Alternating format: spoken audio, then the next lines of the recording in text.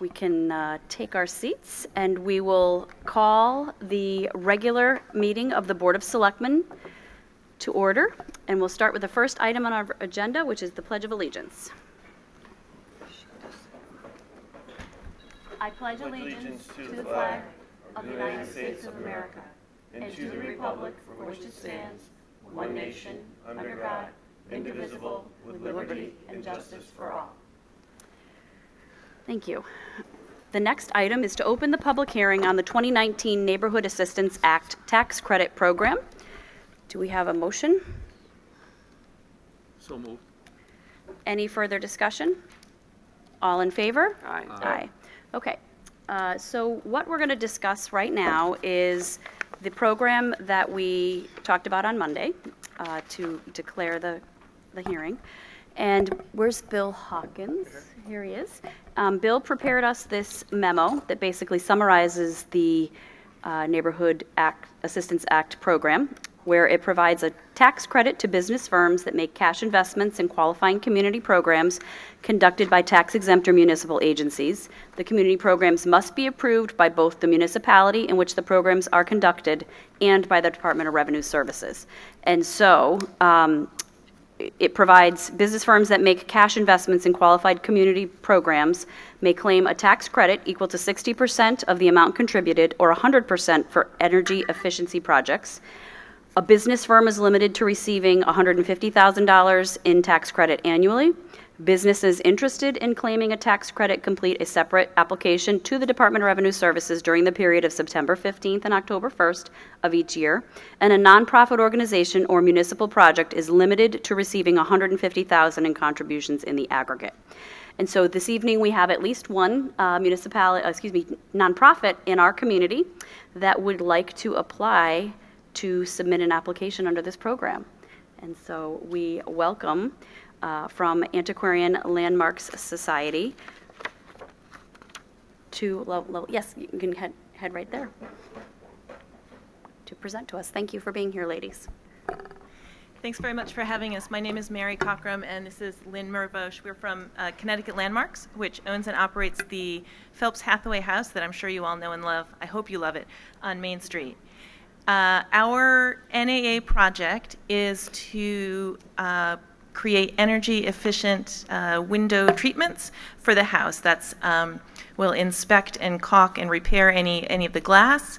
We'll install light blocking window shades, and we will install interior storm windows. This keeps the historic exterior of the site intact and provides a thermal barrier. It also, as a historic house museum, the other critical advantage that the window shades provide is light protection for the collection. The total budget for our project is $19,250. We are requesting $17,750 from the NAA program. That's not from the town of Suffield. We go separately and look for corporations that want to purchase those tax credits, or use those tax credits is I think the proper language. We are seeking participation from Eversource, which has funded us in the past and has expressed interest in the project, and from Connecticut, who told me to come back in August. I can talk a whole lot if you like, but I think maybe if there are any questions, I'd be happy to answer them. Yes, please open it up to the public for questions.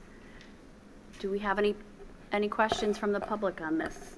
I know I can speak that I love the Phelps Hathaway House, Thank you. So I hope everyone else does. You'll be having a program on July. Yes, our Declaration of Independence reading. Yes, please tell everyone. The Declaration of Independence reading is July 8th. Summer camp. At what time? Oh, it's at 12 o'clock noon, Sunday. Great. Our summer camp comes at the end of July, and then the big one, the 350th anniversary tree gala, which is coming in December. And as you can imagine, once the winter sets in, measures like this to be energy efficient is so important for our house during the winter months. Great. Thank you. Any questions for these lovely ladies? Well, I know that I'm grateful that you are stewards of that beautiful property for our community, so thank you for what you're doing. And unless the town attorney tells me I need to keep the hearing open for a long time, think we can move on. Okay, thank you. Thank you. Thank you. And so the next item is to close the public hearing. Just on a side note, last year I was fortunate enough to read at the 4th of July Declaration of Independence, and it's a really neat thing that you do. It's really moving because everyone thinks they know it until you get there, and everyone takes part, and you can listen to other people's part when you're not speaking, and it's just really, really well done. And I encourage everyone to go there, and it's only half an hour, but it's really, really well done. Thank you. Thank you. I appreciate it. Okay.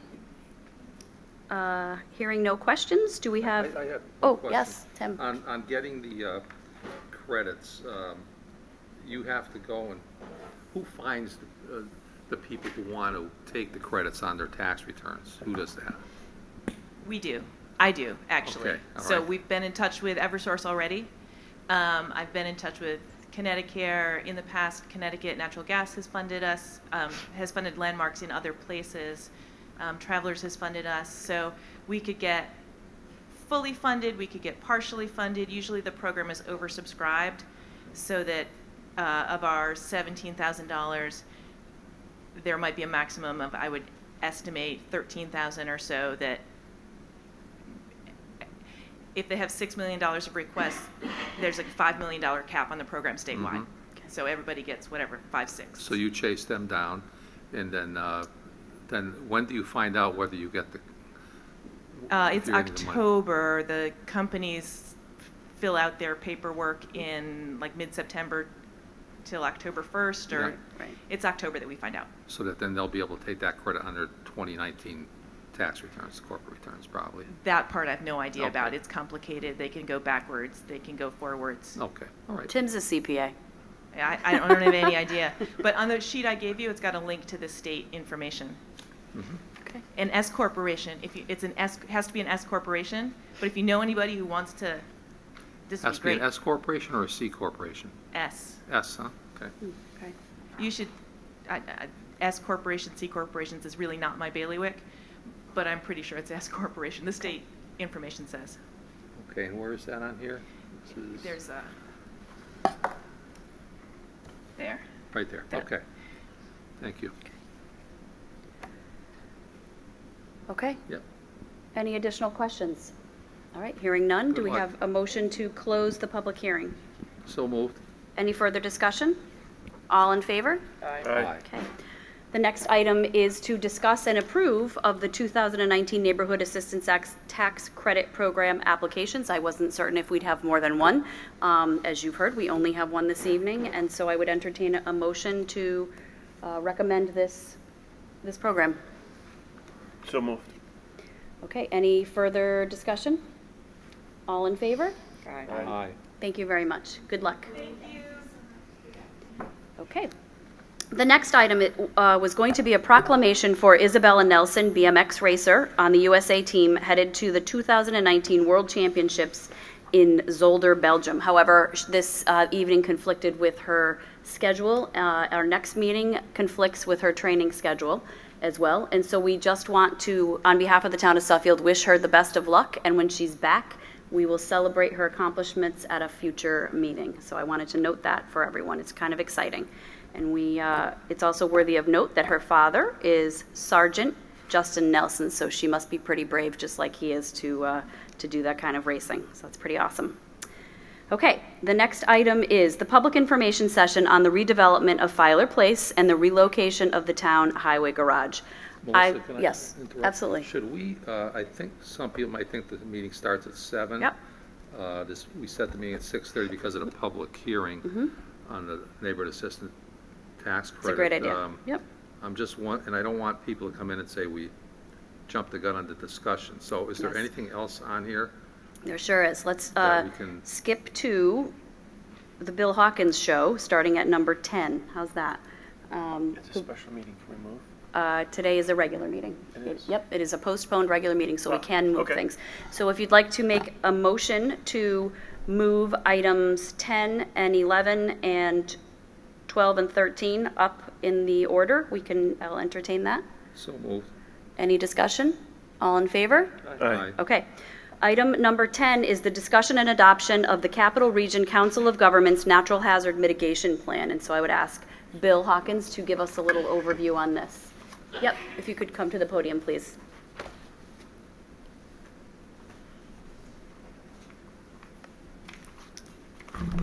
We don't have a handout on this, Bill?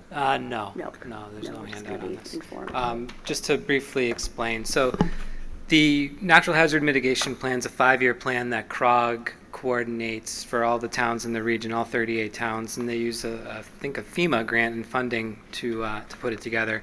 The Suffield section is about 13 pages.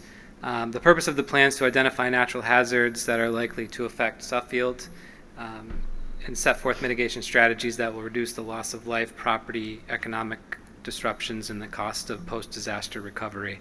But also, adoption of this plan enables the town to be eligible for certain FEMA grants. So it's another reason for adoption. And the kind of natural hazards we're talking about are the types that we would see here, maybe flooding, earthquake, drought, fires, like forest fires, possibly tornadoes, dam failures, and severe winter storms. The Suffield section just describes the capabilities that the town has. There was a meeting about a couple of years ago where staff was involved with the consultant working for CROG on this.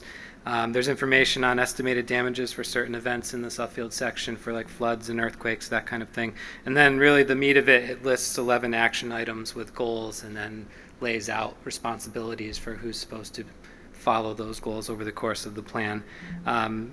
Just for example, the goal number 3 is to clean out drainage structures before and during heavy storm events.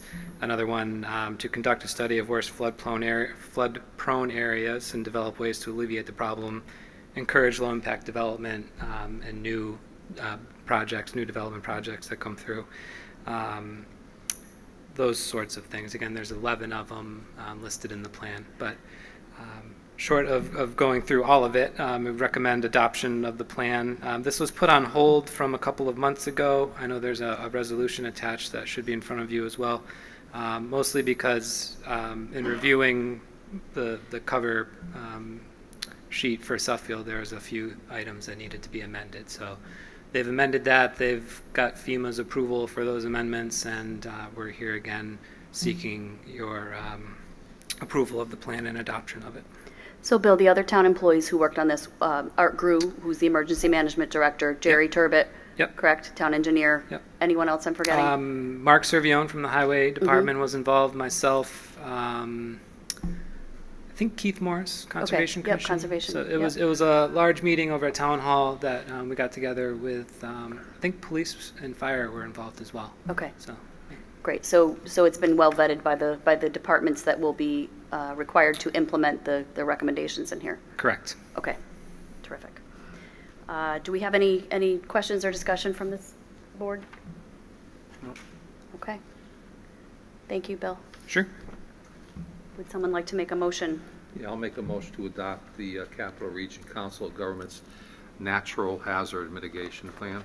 Okay, and we have a specific resolution in front of us. We Yes, we do, in your packet. Do you have it there? I don't think I asked them for handouts. Does it need to be read in? Yeah, why don't you go ahead Okay. and read it, just so we can say we've read it.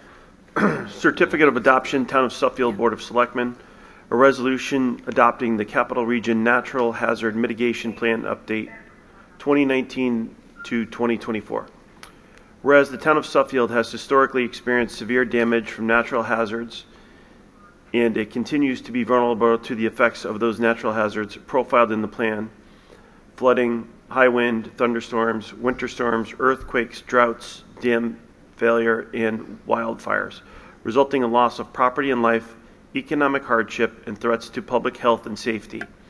And whereas the Suffield Board of Selectmen approved the previous version of the plan in 2014, and whereas the Town of Suffield and the Capital Region Council of Governments developed and received conditional approval from the Federal Emergency Management Agency, FEMA, for the Natural Hazard Mitigation Plan Update 2019 to 2024 under the requirements of 44 CFR 201.6, and whereas public and committee meetings were held and public input was sought in 2017 and 2018 regarding the development and review of the Natural Hazard Mitigation Plan Update 2019 to 2024. And whereas the plan specifically addresses hazard mitigation strategies and plan maintenance procedure for the town of Suffield, and whereas the plan recommends several hazard mitigation actions projects that will provide mitigation for the specific natural hazards that impact the town of Suffield with the effect of protecting people and property from loss associated with those hazards, and whereas adoption of this plan will make the town of Suffield eligible for funding to alleviate the impacts of future hazards, now therefore be it resolved by the Board of Selectmen. 1, the plan is hereby adopted as an official plan of the town of Suffield. 2, the respective officials identified in the mitigation strategy of the plan are hereby directed to pursue implementation of the recommended actions assigned to them. 3, future versions and plan maintenance required by 44 CFR 201.6 and FEMA are hereby adopted as part of this resolution for a period of 5 years from the date of this resolution. 4, an annual report on the progress of the implementation elements of the plan shall be presented to the Board of Selectmen. Great. Thank you. Any further discussion on this resolution? All in favor? Aye. Thank you. Thank you for your reading, Pete. Tester. I know, right? Okay, next item is the discussion and approval of filing a certificate of affordable housing completion under Connecticut General Statute Section 8-30G with the Connecticut Department of Housing. And again, I'll ask Town Planner Bill Hawkins to give us an overview of this, and you have a memo in your packet. Okay, thank you, Melissa. So 8-30G is Connecticut's affordable housing statute, and there's a mechanism in that statute that allows towns to apply for a period of 4 years for a moratorium, and a moratorium would be from receiving 8-30G applications in the future or during that 4 years. It becomes effective after the Department of Housing notices an issuance of the state certificate of affordable housing completion. And in order to obtain that certificate, there's a number of items that need to be submitted to the Department of Housing, not the least of which is a summary calculation of what they call housing unit equivalent points, or I'll call them HUEs. And HUEs are accrued from newly built affordable dwelling units. So to dig into that a little bit more, demonstrating that we've accumulated enough of these equivalent points is really the most important thing in applying for a moratorium. And the amount of HUEs has to be equal to 2% of all dwelling units in town, but not less than 75. The number of dwelling units is determined by the most recent census. And so for Suffield, what that means is we would need 109.38 housing unit equivalent points to qualify for a moratorium. And different types of units are assigned different number of points. And I put the table right in the memo indicating how those different units are assigned different point values. And so to break it down, the new rental apartments at Brook Hill Village, which is the new project off of East Street South, they are rentals. The ones that have been given certificates of occupancy are rentals that at 60% of the area median income. Therefore, they're worth 2 points apiece. And we recently issued certificates of occupancy to 24 units, and when add that to the 36 units that were given COs in 2018, that's 120 HUEs, or equivalent points. So that exceeds the 109.38 that we would need to qualify. The main purpose that you would apply for a certificate of housing completion and get a 4-year moratorium is to allow some time to pass to evaluate the impacts, if any, that this development would have on the town. When completely built out, the entire project will have a total of 167 units. 105 of those would be considered affordable. It's the largest single residential project in Suffield that's been approved in the last 30 years. And so a 4-year moratorium under the statute would allow adequate time to absorb those units into the town's infrastructure. Another reason that you would think about doing this is in 2017, the governor signed Public Act 17-170 into law, and that mandates that all municipalities prepare, amend, and adopt an affordable housing plan every 5 years. There are no penalties in the statute if you do not adopt an affordable housing plan. However, if there were a 4-year moratorium from receiving these applications, it would allow time for the town to develop a plan and potentially adopt it. So there are a couple of reasons why applying for a moratorium would make sense for Suffield. So staff recommends starting the application process as soon as possible. There are some notice time frame, requirements and time frames that need to be followed.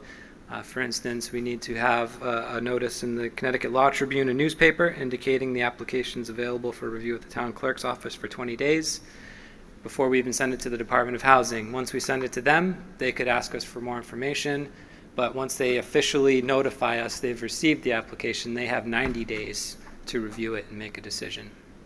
So there's some time frames involved. We recommend moving as quickly as possible. In terms of the financial impact, there's staff time required for the application, including the town attorney, as well as the required notices in the Connecticut Law Tribune in the newspaper. And there's no other board action necessary, and it's recommended that the Board of Selectmen endorse moving ahead with the application in order to achieve a 4-year moratorium. And I've got a draft motion there, should you be so inclined. And happy to answer any questions you may have. It's a lot of information, but... I have a couple of questions. You said that the state statute says, you know, every 5 years we amend and adopt and work on the plan. Now, is this fall under your purview?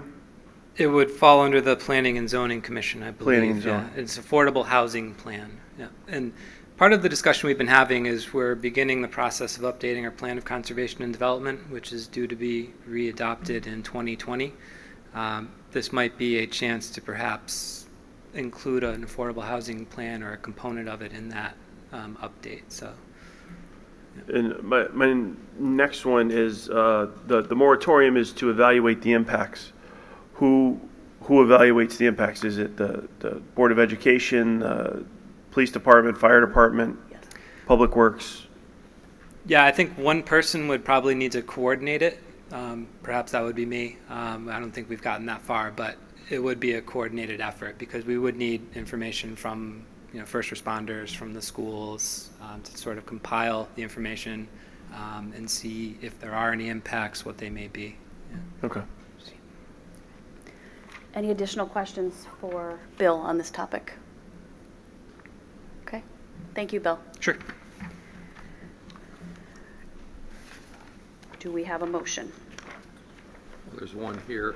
Yep. The Board of Selectmen, I make a motion that the Board of Selectmen approve the request from the Director of Planning and Development to move forward with an application for a state certificate of affordable housing completion moratorium on applicability of 8-30G of the Connecticut General Statutes to certain affordable housing applications. I just want to make one comment that is very clear that this move is a 4-year moratorium.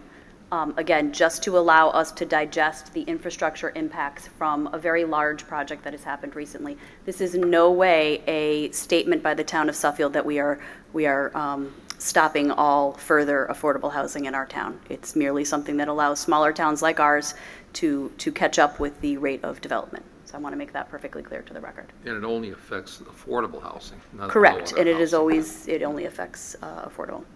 Okay, any further discussion on this motion? All in favor? Aye. Great, thank you. Thanks, Bill. Okay. Moving along. Okay, the next item is, I'm going to need a motion to table the minutes from the June 5th, 2019 special meeting of the Board of Selectmen. The draft is done and you'll get them tomorrow, and they will be on our next agenda. So moved. Any further discussion? All in favor? Aye. Next item is to approve the minutes from the June 24th, 2019 special meeting of the Board of Selectmen. Those were circulated to you yesterday and are in your packets. Yeah, I'll make a motion to approve the minutes of the June 24th, 2019 special meeting of the Board of Selectmen. Any discussion? All in favor? Aye. All right, let's see. We are 5 minutes away. Why don't I wait the 5 minutes, and why don't I do our, let's make a motion to take agenda item 14, which is Selectmen updates. So moved. Any discussion? All in favor? Aye. Okay. The big announcement is that the grand reopening celebration for the Kent Memorial Library is still on track to happen on Saturday. Hooray. And not surprisingly, the remaining budget for that project is $478.09. So we've done all we can do. We're going to open the doors.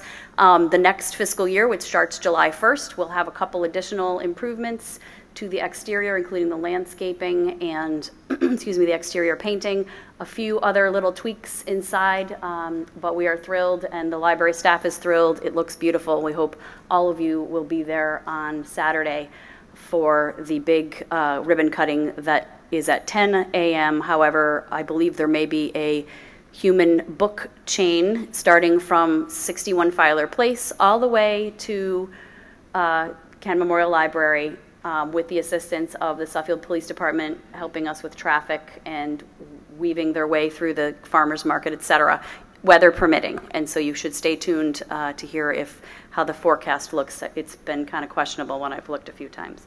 But we're thrilled that that chapter will be coming to a close and a new positive outlook for the library going forward.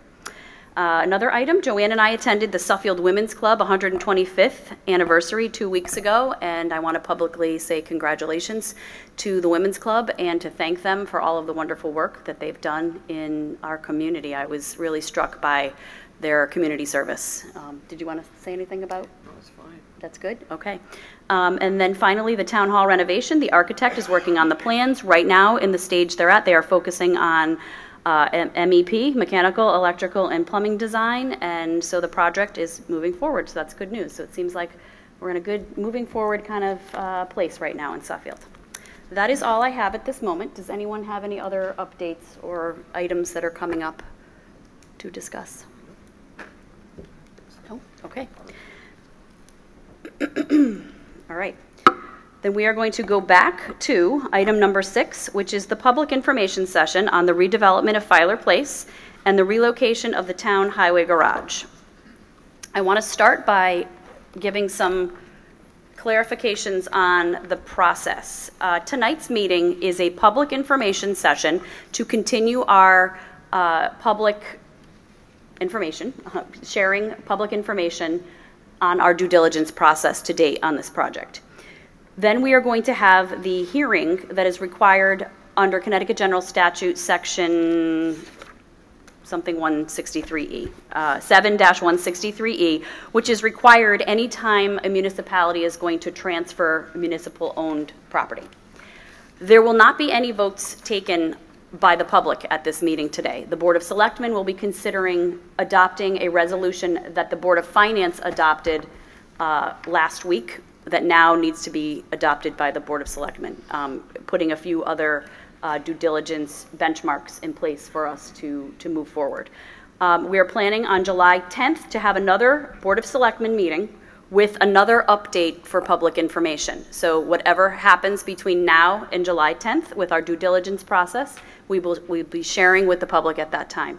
Then we will be reevaluating to see what the next steps are, whether we are going to be having another meeting of the Board of Selectmen and Board of Finance to consider any other items, whether we will be bringing certain specific items impacting the status of 1160 South Street to the Permanent Building Commission. So that's what you can look forward to seeing in our process. Then once we feel like we have all of the information that we could have and the deal is ready to seal, then we will schedule a town meeting. My hope was that it was going to be in July, probably the week of the second to last or the last week of July. If we're not ready at that point, we will push it into August. I will personally not be around for a couple of weeks in August, so it would probably be later in the month of August. But that's the process to date. And so I think that there may have been some misunderstanding that tonight's meeting was going to be a vote. The town meeting was scheduled for tomorrow. Because of the process, we've decided to push it off. So I wanted to start out with an overview there so it can kind of take some pressure off of people if they're concerned about the speed at which we're moving. Okay, so now, do you guys want to sit in the things together? Yeah, sure. Yep. Crane your necks. Yes, I do.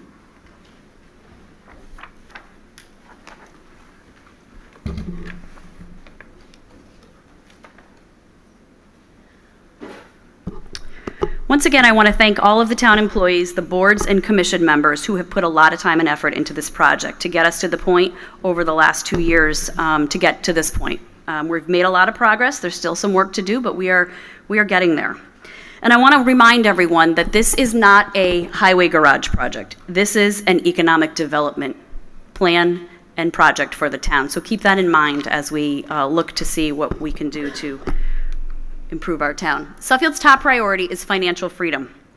As we all know, the state of Connecticut is in financial turmoil. Suffield will continue to receive less aid from the state of Connecticut.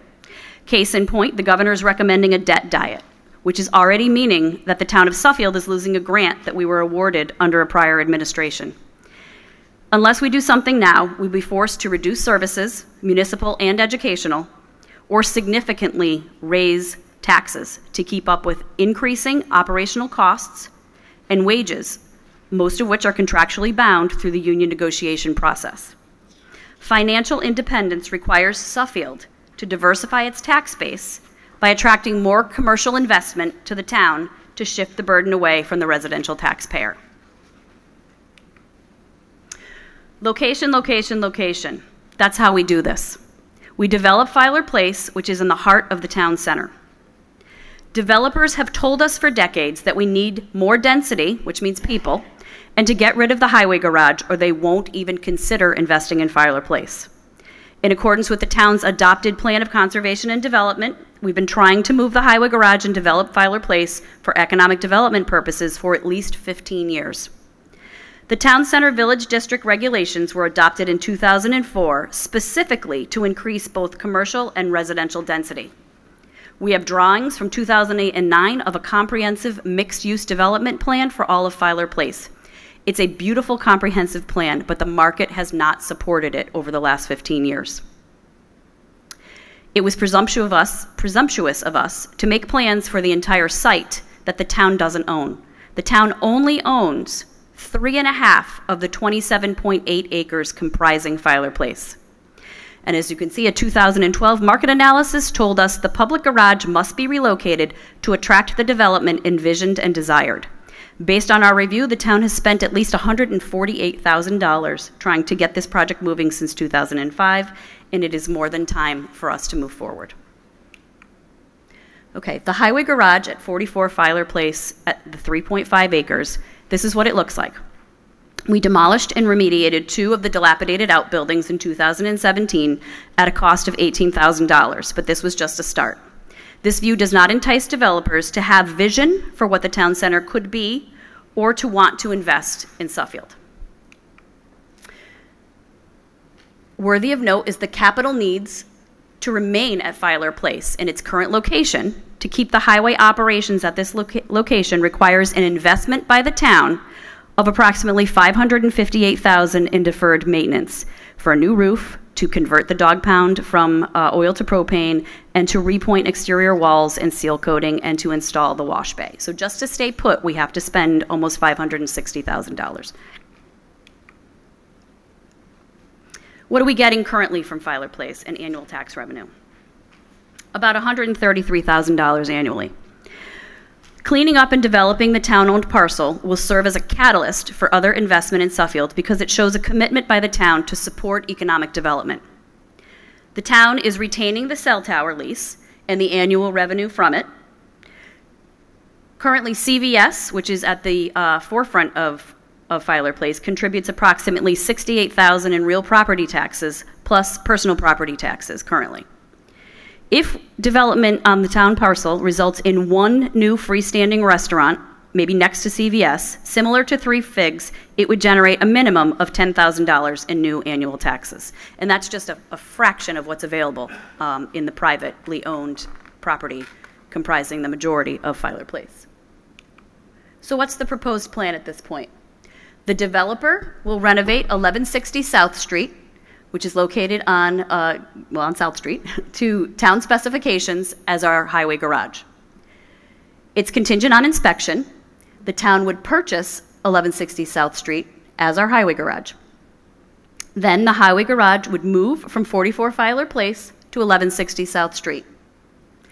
Then the developer would remediate the environmental contamination at 44 Filer Place, which I'll get to in a minute. And the developer will build 45 units of apartments or condos at 44 Filer Place. What are the current deal terms? And I'll pause for a second. This is our third information session, I believe, or maybe it's the second. I feel like we've been talking about this stuff for months. So for those of you who have been to all of these, you'll recognize some of the things we're talking about. However, if those of you are joining us for the first time or are not up to speed, I'm happy to go back and explain other items that we've covered in more detail in prior meetings. Okay, so the deal terms at this point. The town will pay $2.4 million and transfer the town-owned parcel at 44 Filer Place. In exchange, the developer will renovate to the town specifications and transfer 1160 South Street. The $2.4 million includes the site work and the renovation for the relocated town garage. And the town land will be swapped for 1160 South Street as a tax-free exchange under Internal Revenue Code Section 1031. Next, the town will pay the developer $727,000 over 15 years from new tax revenue on 44 Filer Place in exchange for the developer remediating the $727,000 of environmental contamination at 44 Filer Place. And this $727,000 item was based on a Phase 1, 2, and 3 environmental study and a remediation plan. And the cost was updated in January of 2019. Next, the town will receive new tax revenue from the redevelopment of Filer Place because the developer will build 45 Filer Place, 45 market rate condos and apartments. How will we make this happen? It will be a condition under the credit enhancement agreement. So under the Town Center Tax Increment Financing District Plan, which the town adopted in 2016, we will enter a contract called a Credit Enhancement Agreement, allowing for the repayment of the $727 to clean up the town's environmental remediation at 44 Filer Place over a maximum of 15 years. Multiple Connecticut Brownfields grants have been submitted in the past to the state, but were never awarded because we never had a developer in the mix. And so DECD at the state level always declined to fund us. That situation may have changed now because the next time they offer this funding, we have a developer in hand with a plan that will be shovel ready. And so we will perhaps fare a little bit better. The developer will be contractually bound to build the 45 units of market rate condos and apartments. How do we know he'll do this? Because we don't pay him back the $727 under the credit enhancement agreement unless he does so. We will also get a performance bond or other commercially reasonable guarantees. I've received this question quite a bit to how do you know he's going to do it? We're going to make sure that we are well represented with an attorney that does these types of deals and is going to make sure that the town has protection in this process. We had a clean phase one environmental performed, the other point is to address the question of how will we make sure that there is no environmental contamination at 1160 South Street. They had a clean phase one environmental performed on that property in 2005. That property has been used as a warehouse business with warehouse business type activity since 2005, so that does not suggest that there would be any new contamination since that time. However, if this deal does move forward, the phase one environmental will be updated and certified as clean as a condition of closing. And so we will make sure that that happens. The land exchange. So how did we determine what the underlying values of the properties were worth? Well, we needed an apples to apples comparison, and so we used the town appraisals that are used by the assessor. We could have gone out for third-party real estate appraisals. However, when you see how the numbers kind of stack out, this was good enough for our purposes at this point without the extended time and expense of getting third-party kind of more subjective appraisals. So as you can see there, 44 Filer Place, which is 3.5 acres, the appraised value in 2019, the land is $229, building $559, improvements $19,200 for an appraised value of $807,200. However, we know we have environmental cleanup liabilities and obligations of $727,000, which makes a net value of $80,200. And I want to point out one interesting fact is that the building is assessed at $559,000 in its current condition. As we mentioned before, we need $558,000 to stay there. So we would need to invest double the exact amount to remain in that place. The developer's trade will be 1160 South Street, 1.97 acres, with an appraised value from 2019 of land at $295,500 and the building appraised at $1,042,000, with improvements of $38,400 of an appraised value of $1,375,900.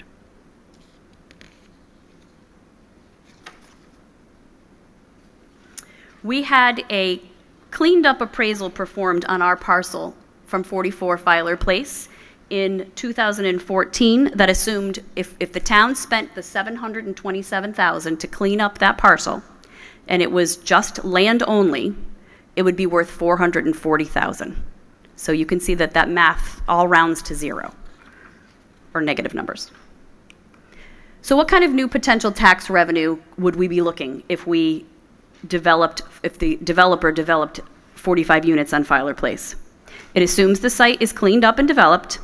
Scenario 1 is a very conservative estimate for future taxes for 45 units of condos apartments. Scenario 2 is what the developer would expect to receive based on the quantity and quality of his investment. And so let's go down scenario 1 and then I'll go down scenario 2. The price per unit, $135,000. Land, building, and improvements would be appraised at over $6 million. 70% is the assessed value, which is $4 million and change. The 1920 grand list mill rate taxes at 28.72 would result in $122,000. The baseline assessment, and so what this value is that in 2017, when we adopted the tax increment financing plan and the district, we set baseline assessed values where the taxes upon which would go into the general fund and not back into the district. And so up to a certain level, up to the 160, any taxes on that amount go back into the general fund, and that would be $4,600. And then the new taxes above that baseline assessment go into the the Town Center Tax Increment Financing District Fund. And so with the scenario 1, it's $117,400. The numbers are higher, with the price per unit being higher of $200,000 in scenario 2, all the way down to $176,400 going down into the TIF district fund. So really, if you assume that the range would be somewhere between $120,000 and $180,000 based on this project, based on, again, just the 3.5 town-owned acres.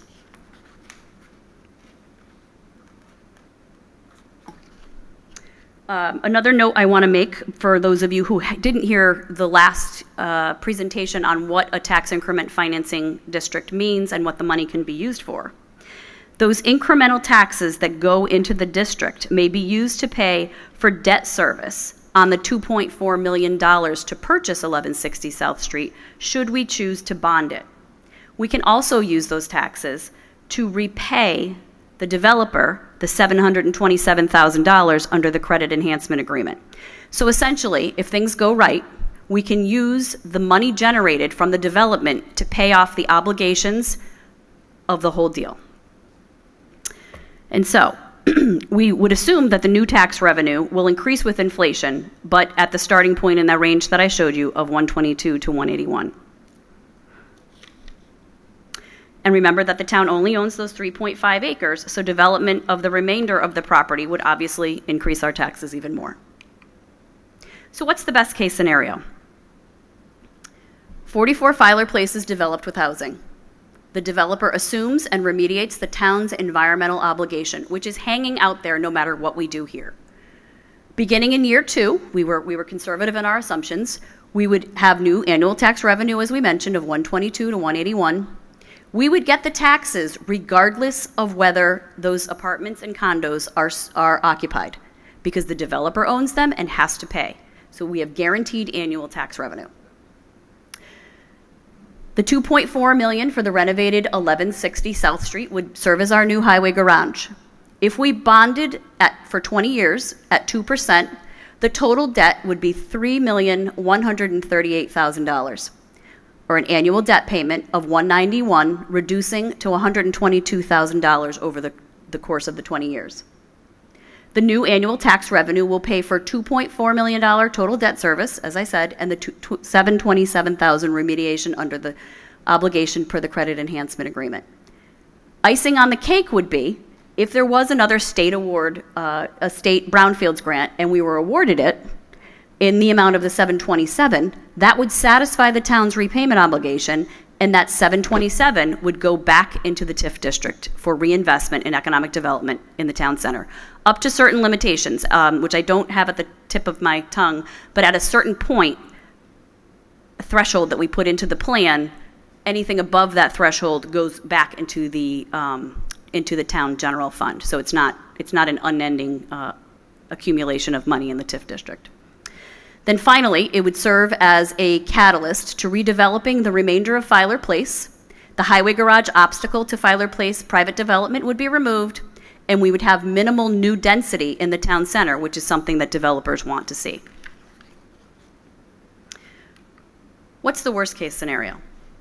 Say we can't develop 44 Filer Place because remediation is cost prohibitive, or there's some other situation that would make this prohibitive, like we start to explore 44 Filer Place and find out that it is a sacred burial ground or an archaeological site, and so it's not possible to develop it.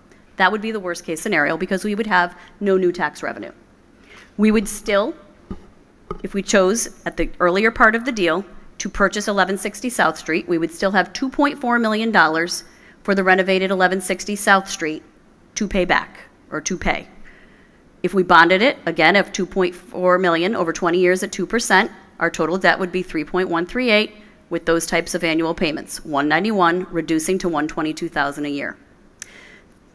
However, the highway garage would be removed because we wouldn't know that we can't develop it until the buildings have been leveled and we had at least remediated the structures themselves.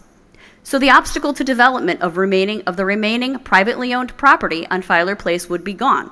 So that would be, now we have moved from a full-time economic director to a consultant in fiscal year 18-19 and continuing on.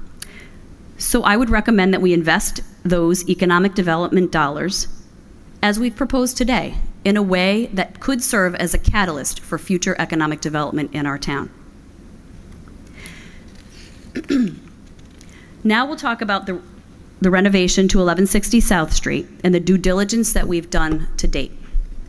And for those of you that have been following along, you've seen this presented to the Board of Finance, but we'll go over it in detail. So the garage improvements. The garage will be 18,080 square feet. The improvements that will be performed with our $2.4 million include a new salt shed, sewer and water hookup, site work and pavement, garage overhead doors and crane support, wash bay installation, ventilation, fire suppression, bathrooms, kitchen, and bunk room. Some of this is existing. We will be making sure it's up to code, that it's functional, and addressing any concerns as they arrive. A lot of these numbers, all of these numbers, were based on estimates from builders and from other contractors.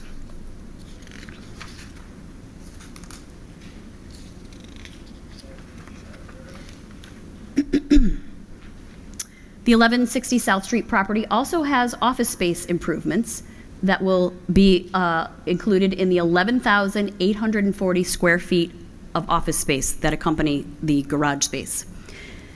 We will be adding an ADA appropriate elevator for $151,000. We will be remodeling the bathrooms, making sure that they are ADA accessible, and doing office renovations for a total office space improvement renovation of $238,000. So $5,800 of this $11,840 on the first floor, we would propose to house the Department of Public Works, Planning and Zoning, the Conservation Commission, Town Engineer, and the Building Department. which would leave over 6,000 square feet remaining on the second floor to be utilized in numerous ways, either for future use as storage, as potentially rental space, and most importantly, as free swing space for the remaining people who will be moving out of Town Hall while the Town Hall is being renovated.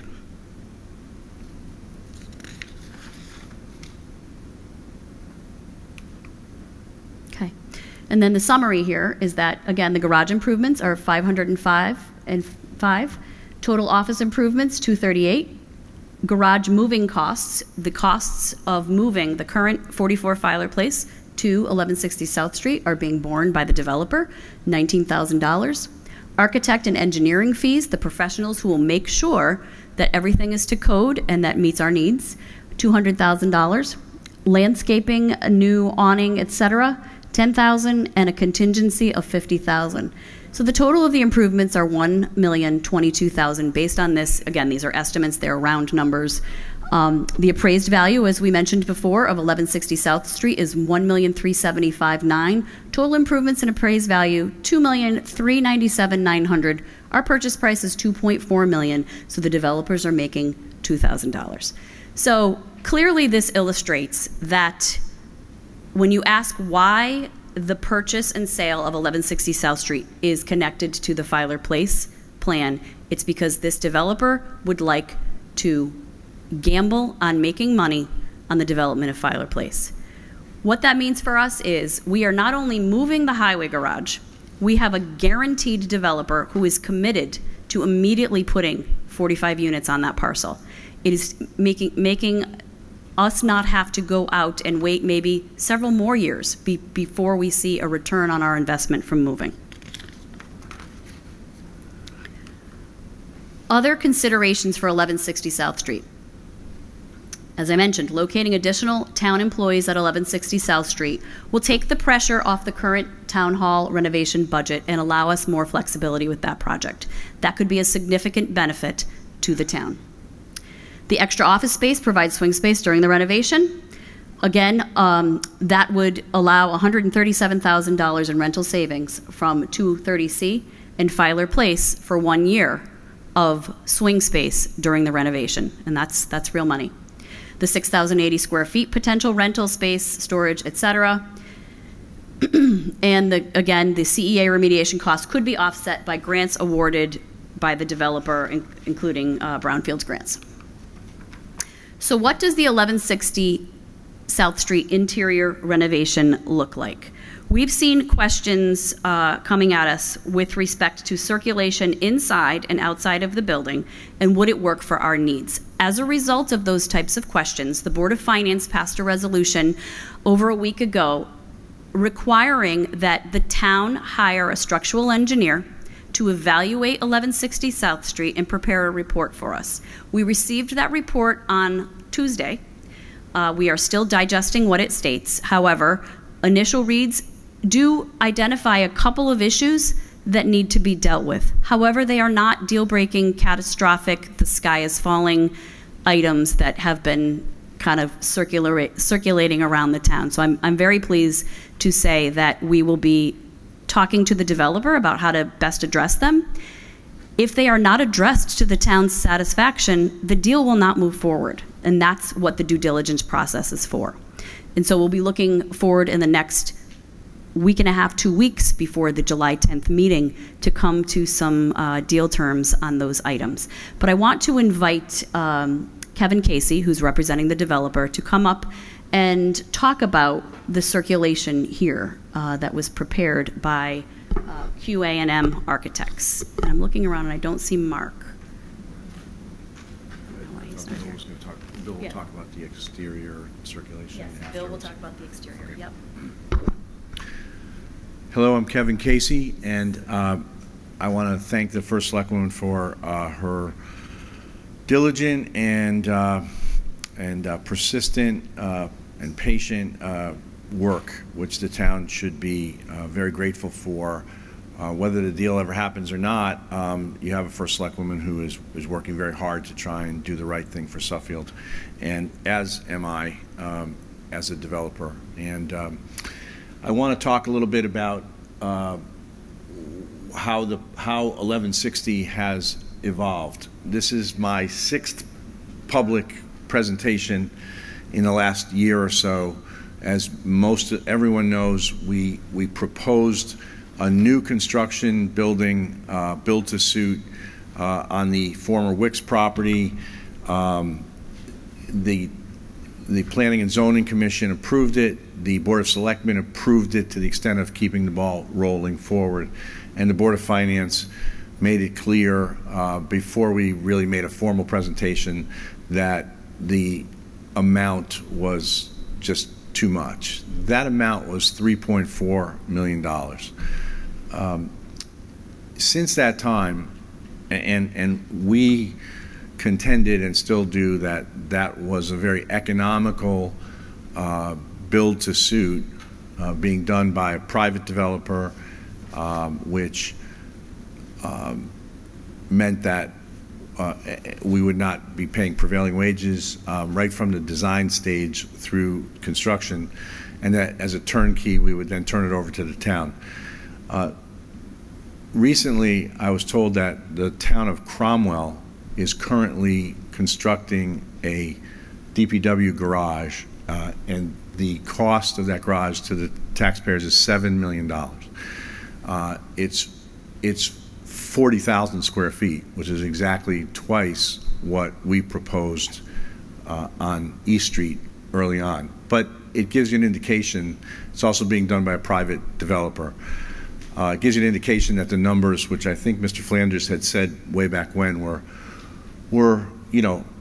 pretty good numbers. That's the cost of building a new building that would be optimal, and we kept coming back to the word optimal in working with the DPW for a couple of years, designing a building that was essentially perfect in every way for their usage.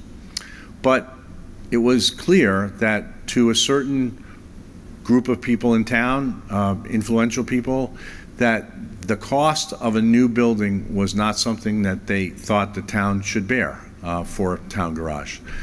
And so the deal was sort of set aside, and in the interim I had entered into a contract to purchase 1160 South Street, and it occurred to me that the building was, in many ways, the open space warehouse portion of the building was similar in size and scope and ceiling height to what we were going to construct. And so it was really, that was the impetus and the beginning of the genesis, if you will, of presenting to the First Selectwoman and the Board of Selectmen an alternative plan, which is what the First Selectman has laid out tonight after considerable time and effort and reiteration and moving and changing things. In many ways, it's a better deal for the town, not just because of the $1 million of savings.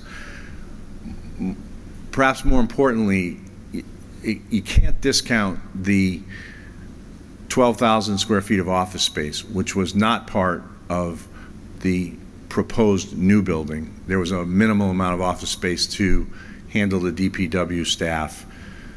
And the building in Cromwell that I referred to at 40,000 square feet also has only a minimal amount of finished office space. So obviously finished office space is more expensive to construct than open warehouse or garage space. So it's really critical, even though it seems like an afterthought, that the town would get not only the 18,000 square foot garage, and we'll talk about why we have sort of designed it so that we're comfortable, and we think the DPW is very comfortable now with its design, but that the additional 12,000 square feet of office space, renovated, elevator, ADA, is just a real benefit for the town to own. This town has paid rent to private landlords for many years because of space constraints. The new town hall renovation, we happen to have, and it was really it was really fortuitous because it wasn't planned. We happened to choose the same architect that won the RFP for the town to redesign the town hall. So we have been working with that architect as he is programming, as that firm is programming the new town hall. And the possibility that 12,000 square feet will be able to be used, he told me as recently as yesterday that his quote was, "The savings to the town would be enormous relative to what we have to do in the town hall." Now, I don't pretend to know the specifics of that. I didn't ask him. I didn't really think it was my purview to do so. That's something that's going on between the town and the architect.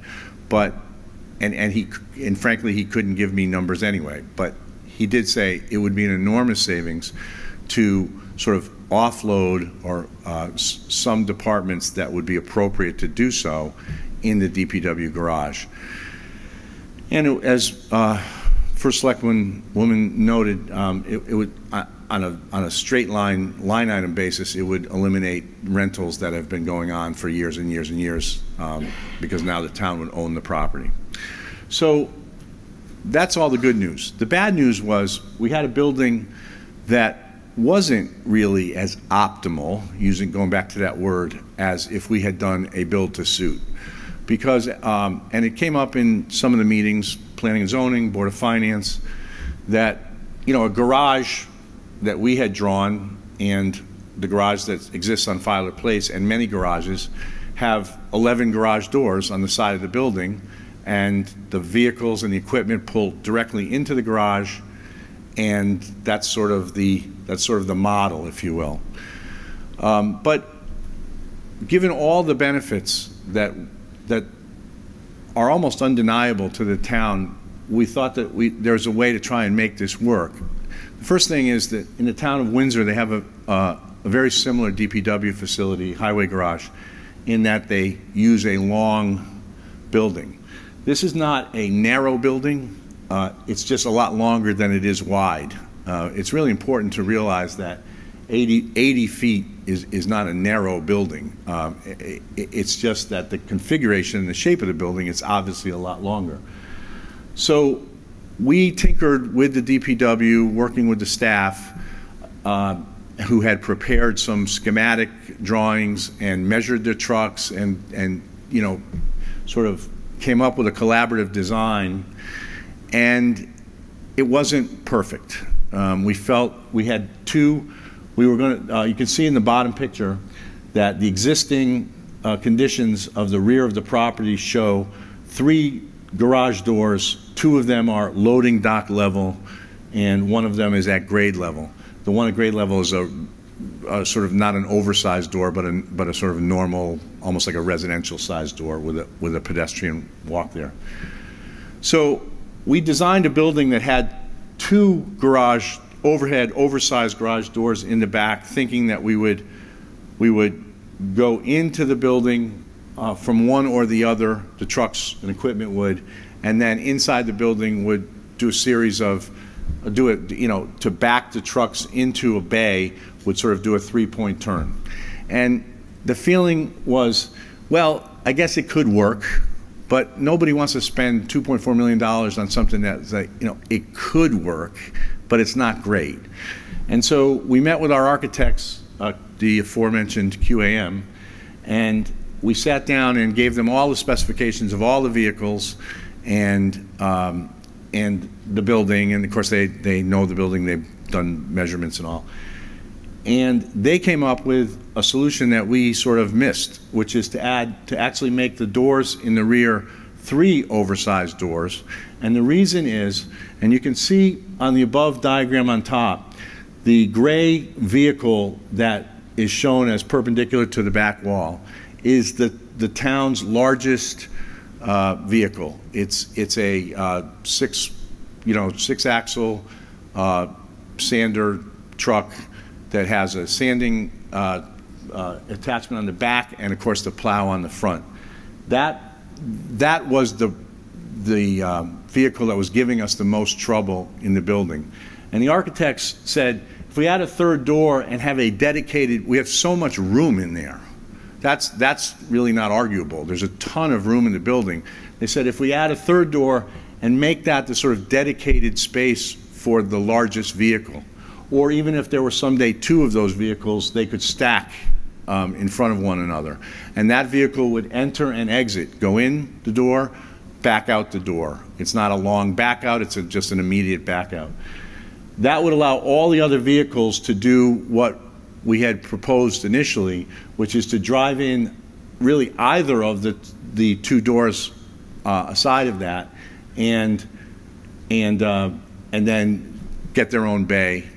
And so when we showed this to DPW, it was just a tremendous improvement by adding that third door. You see that the lifts, the DPW has two lifts that are surface-mounted lifts, and they would be in the top of the diagram, and the trucks that needed to use those lifts would be able to drive right down the dedicated lane to them, and then any parked equipment would be on either side as we had sort of initially proposed.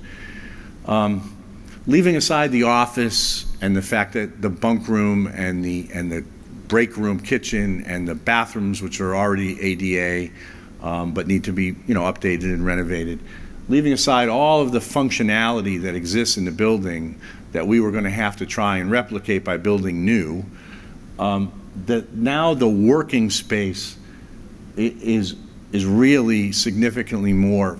The current DPW garage is 9,000 feet, but there's really no room for anything when the trucks are in there. This would allow for the cold storage that we were going to construct in the new building for all of the seasonal equipment, which would be sort of in the middle, on the top diagram, sort of in the middle to the right of the last truck in line there. That's an enormous space for all of the seasonal equipment. So that, and we made this case when we first presented the new building, we were going to build cold storage, which costs a lot of money to build a new building. But the thought was the DPW wanted it because they felt that it would, reduce the depreciation of their equipment, frankly, and that the equipment would last longer, it'd be better taken care of, it wouldn't be exposed to the elements. So all of a sudden now, so in our quote, in the aggregate of $2.4 million, that includes all the site work that would be required to raise the grade across the back, put a new retaining wall in, leave the loading dock, because the DPW fellows told us that they often receive deliveries from tractor-trailer trucks. So again, an existing loading dock is just an added benefit that you probably wouldn't have built if you were doing it from scratch. So all of the expense of the site work, including what I think Mr. Hawkins is going to talk about relative to the annexation of a small piece of town-owned land, is included in the price. The building has a sprinkler system. You want me to turn this over? Okay, I'm sorry. The building has a sprinkler system, which has never, thankfully, had been used, but which will be tested as part of the due diligence, not only as the developer, but the town's point of view. The issues to which Melissa referred have to do with the inspector's report that we received yesterday, I think, or late the day before. And they had to do with a historical roof leak, ice damming. More than anything else, it was really an ice damming problem, specifically and especially on the north side of the building. And we're working with the current owner of the building, who's here tonight, to sort of negotiate the solution to either that problem, which actually has been fixed by the roofing company, and the town would inherit 20 years of a roof warranty, and that's a very important consideration. But as a result of some of that ice damming historically over the years, the north wall, which is masonry, has been somewhat degraded, and we are hiring our own structural engineer to kind of see if what your consulting engineer said would be the optimal solution, which will cost some money, which had to do with a wrapping the building, if that's necessary and if it's you know the proper thing to do. So we're certainly open to making sure. The last thing in the world we want to do is deliver a building that's anything less than what it needs to be. And this is critically important because we plan to do the development at Filer Place, and we're not going anywhere. And the last thing we want is 5 years from now somebody say, well, you know, this is a problem that should have been addressed.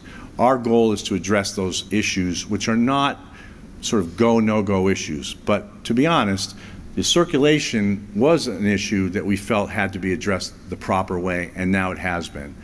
Relative to the other structural things, the floor, the weight loads, your structural, the roof itself, the weight load of the snow load of the roof, all that stuff in the report was as we expected it to be and not an issue.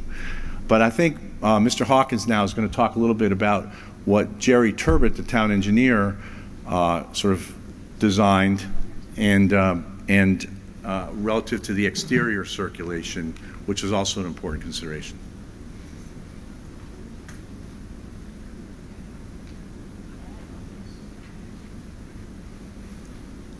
Good evening, everybody. So this was a plan that the town engineer put together, and just to orient everybody, South Street is right here. The property at 1160 South Street, the building that we're talking about, is right here. The building itself is shown. There's a lot of lines here, but the new building that was just built next door. Can you hear me? The new building that was just built right here to the north of 1160 South Street, and the current driveway and parking lot for that building. So the idea was circulation for this site because we knew we were going to need additional land to the north, which the town owns for the salt shed, was to expand on that and to provide a secondary access by extending the driveway here, which is on the town property. There's a short wetlands crossing, and then to the back acreage. And the area colored in red, as you can tell, is the driveway. So there would be a secondary access. The fuel pump would be put here, and it provides for both sides for vehicles, you know, because not everybody has the fuel pump on the same side. And then another access here. The salt shed, which is 60 by 100, would be located, you know, here. And then there's another structure which could be put in the back for storage if needed in the future. Parking spaces shown here. So we realized that, you know, and you can tell by looking at this, that the property itself that the building sits on is fairly narrow. Having the secondary access really provides for better circulation around the site. If there are employees and people parking, they would come in and go around the site this way. Public Works trucks would use this primarily as their access, or if they came in this way, they'd be able to get around. So that's the idea.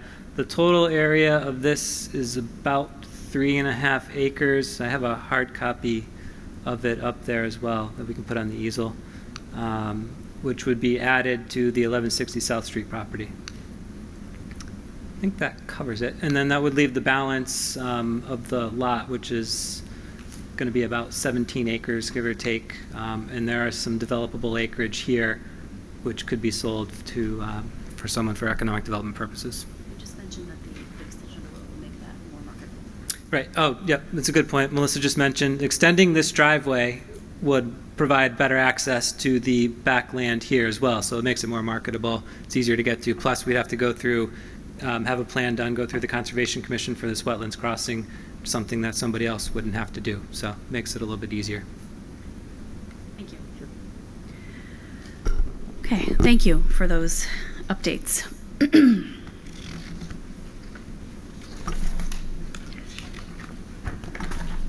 So we must move the highway garage now to move forward.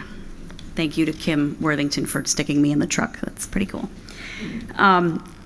We've spent countless hours working on getting to this point, and town employees Bill Hawkins, Mark Servione, J.R. Richardson, the entire highway department, Chris Matichek, Linda Zaffetti, Jerry Turbot, Ted Flanders, Mike Thibodeau, Lisa Trace, Keith Morse, Kevin Bielmeyer, Jamie Kreller, Julie Nigro, Kim Worthington, Chris Lambert, Kathy Dunai, Becky Ossiger, Lisa Walters, former employees Patrick McMahon and Julie Oakes, the Board of Selectmen, Board of Finance, Economic Development Commission, Permanent Building Commission, especially Joe Sangiovanni and Glenn Nielsen for coming on site visits, the Planning and Zoning Commission, Conservation Commission, and Advisory Commission on Capital Expenditures have all participated to this point.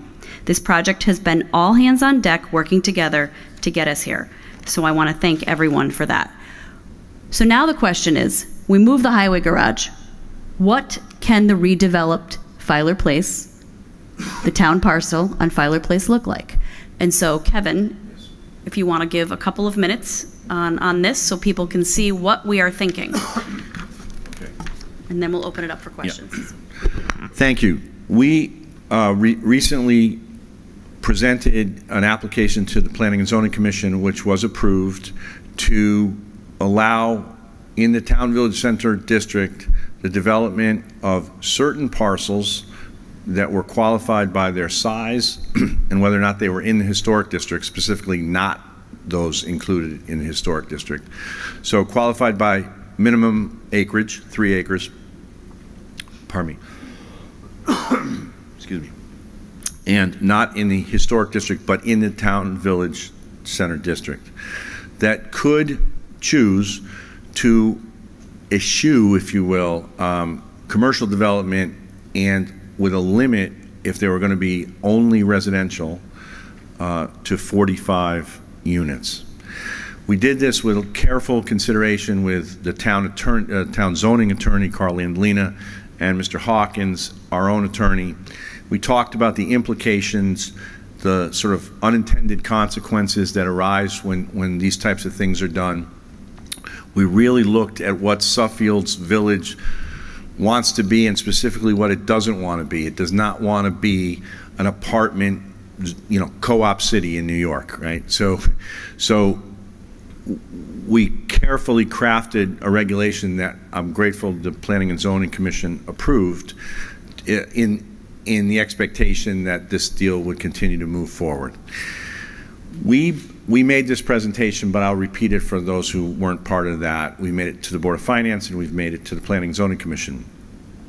We believe very strongly that 30 years ago, the lifestyle choice in Suffield with people who are selling their homesteads was Parkview Glen, where my own mother lived the last 10 years of her life. 15 years ago, the lifestyle choice, and you saw the advent of the active adult communities around town. We believe very strongly that this current generation, call it Gen 3 of the lifestyle choice, has a lot to do with walkability, has to do with being close enough, proximate enough to really avail yourself, and specifically in Suffield, and I know because my wife tells me that we lived in a place where within 2 minutes, every single thing we could ever want, including 3 banks, the post office, the market, the new library, the renovated library, 5 restaurants. That's become a critical driver of residential real estate. It's almost irrefutable that institutional funding and the market in general is right now and for the foreseeable future really being driven towards multifamily. However, I believe strongly, knowing Suffield as well as I know it, that there's a market in downtown Suffield for something that's an elevated product. So we're talking about a condominium level, which means washers and dryers in every unit, larger units, 1,050 to 1,150 square feet, 2 bedrooms plus, no 1 bedrooms, high ceilings on all floors, external balconies, porches, but something that looks, and for lack of a better word, almost urban, and that scares people. But our architects did a rendering, and the first thing I saw when I saw it, after we had spent months talking about what we're trying to do, I looked at that and I thought about Suffield Academy and how consistent a building like that which would be one building, but would be made to look like a series of connected row houses. You know, some bay windows coming out the front, some front balconies. The detached car barns in the back would be sort of similar to Parkview Glen, so that everyone who's living in one of these 45 units has covered parking, which we think, again, value a higher end product than just an apartment building. Obviously elevator driven. So we went through this entire process with the Planning and Zoning Commission, with Mr. Hawkins. We wrote a regulation that would allow us, if this deal comes to fruition, would allow us to do something. You can see that that's right up on the street at Filer Place. It gives this sense of walkability and connectivity to the rest of downtown. I think everybody would agree that anything remotely like this would be a vast improvement over the parking garage. So that's really the type of product that we intend to build, and that's, you know, a rendering that's obviously subject to change, but okay. Thank you. So at this time, I'd like to open it up to public comment and questions. And if I could just ask that you limit. We could do that. I was going to do this as part of the information session and then open the public hearing. It doesn't matter? Do it once? Okay. So then I'd ask the Board of Selectmen to come and take your seats again, and we'll go through that process.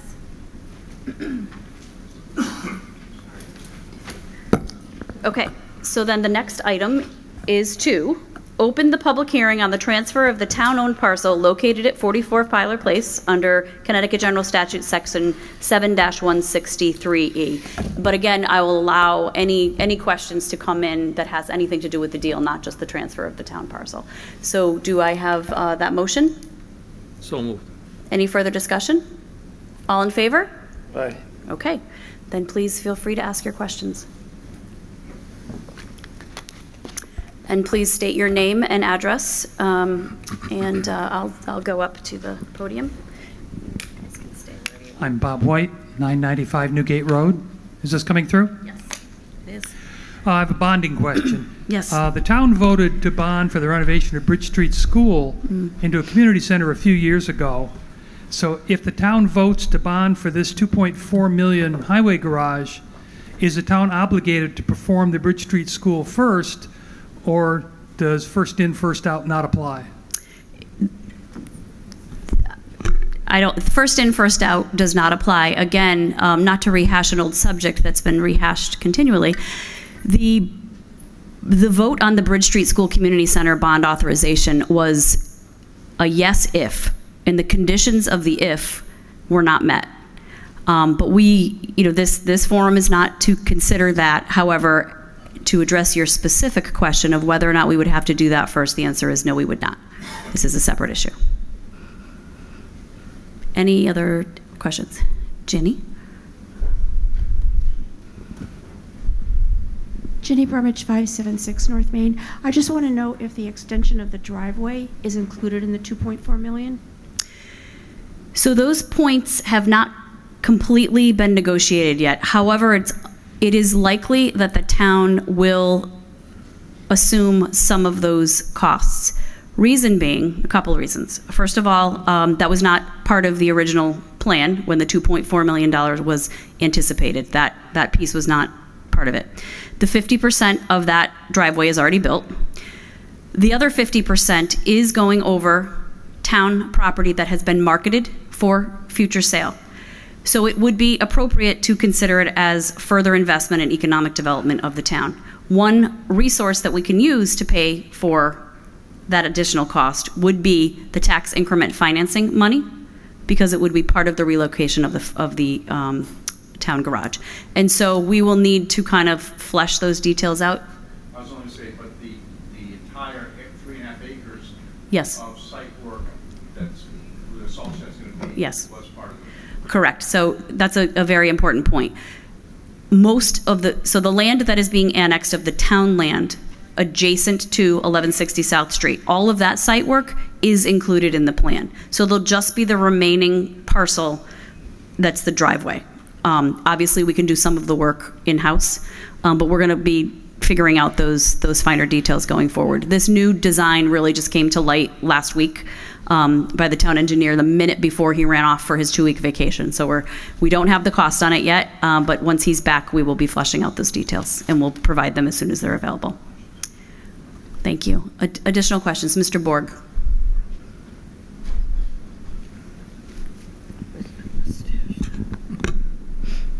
Bob Borg, Mountain Road. I have a few questions. One on the salt shed. Mm-hmm. Will that be moved to a spot that we can't possibly get into the environment, wetlands there? What's the situation on the wetlands in that area? I would like the town planner to address that, because a lot of thought and consideration went into to that location. So the wetlands crossing, we always had an idea that the driveway was going to have to go through there, and we chose the most narrow point of wetlands, which had been delineated a few years back. So my understanding is Conservation Commission has to give the owner access to their property, and since you're crossing that one narrow band of wetlands, you still have to go through the process and get a permit, but we don't anticipate any issues from that perspective. And the salt shed, where you chose his question, I believe, is specifically directed at where the salt shed is being put. I missed it. Yeah, Talking to Derek. Sorry, I missed. So the salt shed was chose sort of in the back, and then it would be loaded from the back. You want to go back to it? Yeah, sure. There we go. Salt shed is located right here on this plan. Now this is just what the town engineer sort of sketched up, doesn't necessarily have to be there, but he chose a spot where there's plenty of room around it. It would be loaded in from the back, and it's, meets the setbacks from the side. It's 60 by 100. It was sort of chosen to sort of be out of the way of the circulation for the gas pumps and just general circulation. Where do you address the wetlands? Wetlands are right here. This sort of cross-hatched area on the plan is wetlands, and this would be the crossing that is proposed.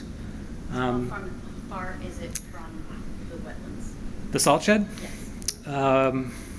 I could scale it on that map. I'd have to do that. But you have made sure that it is an appropriate amount. Oh, absolutely, yeah. And that bill. Sorry, I was talking when you asked your question. That's my mistake.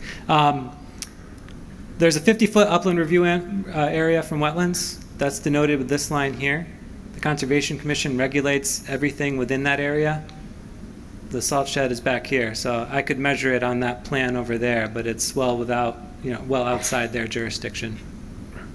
And actually, all of the work, except for this crossing, is outside of their jurisdiction, so we don't have to run into problems. Will the dog pound be moved, or is it staying there? Thank you for asking that question. The dog pound is going to be, first of all, for those of you who don't know about our dog pound, it is grandfathered in every sense of the way. It is a very antiquated structure that would need to be addressed in short order. We are in the process of negotiating a relocation of our dog pound to River Valley Animal Hospital, and which is, for anyone who hasn't seen that, really the Taj Mahal of kennels and animal hospitals. It is beautiful, and it would be a good solution for us, and a really state-of-the-art, beautiful facility for our program. And do we have fire equipment that would handle or servicing the proposed apartments? Is it, they're I think it's 4 stories. Oh, yes, we do. We do? You if you had attended the town meeting several years ago, which you probably did, and approved the $2.8 million of 3 new fire apparatus, 1 has arrived, 1 is going to be arriving soon, and the 3rd, the aerial, that is well capable of reaching 4 stories, we have. So that's a good question, yes. And the last question, when we built the Agri-Science Center demonstration plus garage unit, those of us on the committee wanted 2 separate buildings, one to house the bus, and of course the other one for the demonstration. When the architect said, well, we save money by putting together, because of heating and all that. Then we found out after it was built that you couldn't put the bus in where students would be. Now, you have offices in with the garage with all the exhausts and whatnot. Is that going to be a problem? Have you looked into that? We have. Whatever. I'll ask Kevin to address that. Yeah, You need it in a microphone now. And the building's owner is here now. The building is separated by. Kevin, can you take the microphone? Yeah, sorry. Thank you. I'm sorry. Thank you. The building is already classified to code as essentially separated by the proper parapet, full-on firewall situation. So it's already to code for offices and warehouse use, which includes the same industrial use as garage. So yeah, it's already approved. Thank you. Any additional questions? Mr. Packard. Let me get on Kevin if I can. Warren Packard, 2 Oxford Drive. Just a couple of questions. What is the elevation difference between South Street and the front of this 1160 building?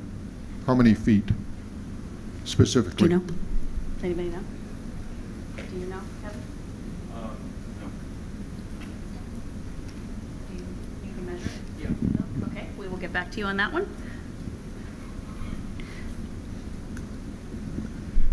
I know that there are people who consider that a problem, and I guess I'm one of them, with trucks turning in there with snowplows on them and so forth on a relatively busy street. So when you have a drop-off, like there's an obvious drop-off, I would guess it's close to 10 feet, but I may be wrong. Is that the? My other question is just one second. Bill, is that the situation with the new driveway? Is there a drop-off on the new driveway? No. I believe he's talking about the current driveway into 1167. Right, which won't be used by the DPW trucks. They will only be using the new driveway, except in emergency situations. So the idea is that the only people using the existing driveway will be the town employees and the residents and other people doing business with it, well, with the property. It'll still be in use, and obviously that new driveway also has to have a drop-off because that whole property slopes off to the east there. So I think it's something that needs very careful attention. Okay. As you went through the slides, I was noticing that the cost of a truck washing area in the present garage, if we put one in, which apparently it needs, was $150,000, and yet it's only $10,000 in the 1160 South Street building. That strikes me as being a significant difference. The significant difference is the structural work that we have to do in the existing garage to accommodate it. Okay. And that's the reason. Good. I asked the same question. Yeah, the numbers don't add. Anyway, the last question I have is, what else like this has this developer done? Can you give us a rundown of what he's done and how the results are? I will leave it to you. You want to talk about the site work too, just to go back to his other question? Yeah, before I get to that, Mr. Packard, the building, the new building's driveway, which will be virtually exclusively used, not exclusively used by, but the DPW will exclusively use unless there's an emergency of some sort, obviously was just built, and although there's an elevation change there, it's not as dramatic as the one at 1160 because the grade was done to a specification that I think was probably a higher standard for that very reason. It's not a precipitous drop on the new building. I've been there as recently as today. I kind of anticipated that question because we got a list of questions from Dr. Chaffetz, who's not here tonight, and that was one of them. I think that the DPW guys, when they were asked that question, were, geez, our plows go up bigger hills than that. But regardless, when this solution sort of presented itself, that question sort of went away because they're not planned to use what is currently a steeper grade there compared to the one to the north. As far as my work, I'm an early stage developer. So in what I do is sort of put jigsaw puzzles together and Rubik's Cubes like this one, which is a multi-dimensional jigsaw puzzle, and try and come up with solutions. The most recent one is in the town of Windsor Locks, where I was just recently given approval for a $70 million mixed-use development at Bradley Airport that will have 270 apartments, 4 pad sites, and a new hotel that's being funded by a $10 million TIF by the town of Windsor Locks that was approved about 3 weeks ago. That's my work. My work is not in the build, develop. I would be bringing in a partner who is most likely a local builder developer to actually do the construction work. So it would be an equity partnership. However, kind of anticipating this, I have a financial partner, and in response to the First Selectman's request for due diligence, he provided her with a package of financial information that I think satisfied her, and I think she can share that with anybody privately, one-on-one.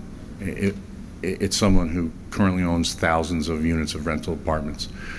So, you know, oh, and a net worth that's audited personal financial statement, net worth in 9 figures. So that information has been provided to her, and she can share it with anybody on an individual basis that she'd like to.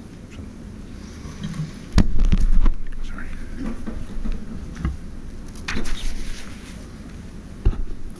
Thank you.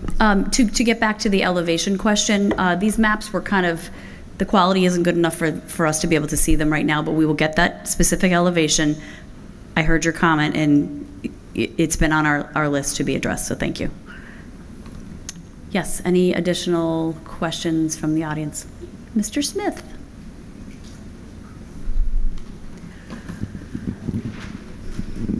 Thank you. I'm Lester Smith from Marvin Drive. A couple of questions, if you please. One very simple question. What is the status of columns in the open space in the 1160? It's not clear to me whether there are columns or whether it's one big open space. Kevin? Kevin? Yeah. There are 5 columns in the building that were considered in the circulation plan the internal circulation plan that the architect did. They would be proposed to be protected by a series of bollards. So the space between each one is 40 feet. Thank you for that. I'm also curious as to whether the indefinite plans, for not knowing how this is going, are affecting the work being done on doing the planning in the town hall. It's a good question. I spoke to our architects today, who, as Kevin pointed out, QA&M, coincidentally, fortuitously, won the bidding process on the town hall bid, and then, unbeknownst to Kevin, he went and contracted them to represent him on this piece. So it's wonderful because they know everything about what we're trying to achieve. I asked that specific question today, and as I mentioned earlier in the presentation, they are on the MEP, mechanical, electrical, and plumbing stages, and it does not matter at this point that we have this up in the air, and they did tell me that there would be cost savings and benefits if we were to locate some additional departments over in 1160 South Street that would give them more flexibility in their planning process and perhaps even some cost savings. So we'll keep our fingers crossed with that. But the long and the short of it is, this is not delaying. If it went on 6 more months, would it delay it? Yes. A month or 2, not going to cause any trouble. Thank you very much for that. Thank you. Another question. Looking at the sketch there, it isn't clear to me where Wasilewski's, 1140 South Street's northern driveway is. Is that the new road, or is that something that doesn't show on the map? How does he get to his back door, his loading dock? Well, we could ask him because he's right behind you, but we'll let Bill answer it instead. So on this plan here, Lester, the gray is the current driveway. This is built. So all of this gray, here's the building for JSW Media, 1150 South Street. Parking lot in front, loading area to the rear. This is their access right now. I'm sorry, the thing you just showed your pointer on, is that the new driveway or just existing driveway? This is existing. Gray is existing, red would be proposed. Oh, we're using the driveway for 1140? Well, it's Okay, I understand. it's not a road, it's a driveway for this building, but it's also on the town property. So all the access to the highway garage is across 1140's driveway. Is that correct? It was always, town hall was always proposed. Who owns the road? You're going to put toll? So the driveway is on the town property. There's an easement, shared easement for who might use this back piece. I didn't, thank you. Right. That answer? Okay. And then finally, I'm just wondering whether you figured since the new building is twice as big as the old building, is there a difference in operating costs, keeping it heated or cooled or whatever? Thank you. Well, I can speak to the highway garage parcel section. When we looked at the current costs for our current highway garage, and then we looked at what the tenants at 1160 South Street had encountered, it's very comparable. To see there's some different efficiencies in 1160 that were put in by some tenants and the upper tenants. And then in the lower level, to have fewer garage doors would serve, as better from an efficiency standpoint for the operation of the highway garage. So while we don't have specific figures because it's almost impossible to get those at this point, we don't anticipate it being that much more. And if you think of it right now, we are paying not only for a highway garage, we are paying for utilities over on 230C Mountain Road. So we're paying two places and we'll be in one. So I wouldn't anticipate that it would be such an order of magnitude to make this much more inefficient. And the Lodestar Energy solar virtual net metering credits that we currently have will be afforded to this property as well. So we are certainly keeping a close eye on that. It would be terrible if my operating budget went up after all this. Okay. Any additional questions from the Chief Belmore? Tom Belmore, 1031 Mountain Road. I have two questions. The first one will be to you. Yes. On your slide that says potential new tax revenue, I think you got me confused here. I got you confused? There goes half. All right, hold on. Always knows. If you go to that chart, it's showing that you're going to have 122,000 new taxes. All right. How far back are we here? They're not numbered. Page I 10. don't know how far. Page 10? It was towards the beginning of your presentation. This one? Okay. Yep, go ahead. All right. And then you've got the baseline, and then the new tax on baseline, you're saying that $4,600 is going into the general fund. Correct. And then 117,000 is going into your district, TIF whatever district. those TCF, whatever. Correct. Yes. So the way I'm reading that is all this tax advantage that we're getting is going into the district and nothing to help with our schools or fire department, our police departments, or any general government. Most of the money is going to stay in that district to improve a district.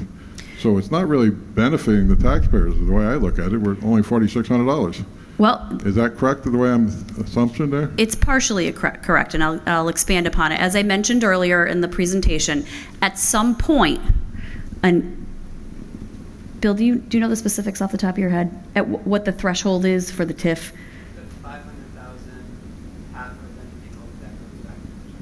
Okay, so once we reach $500,000 off this project into the TIF district, half above that amount goes into, half of any additional tax revenue goes into the general fund. So when we drafted this legislation back in 2016 and 17, we anticipated that. We didn't want this huge pot of money.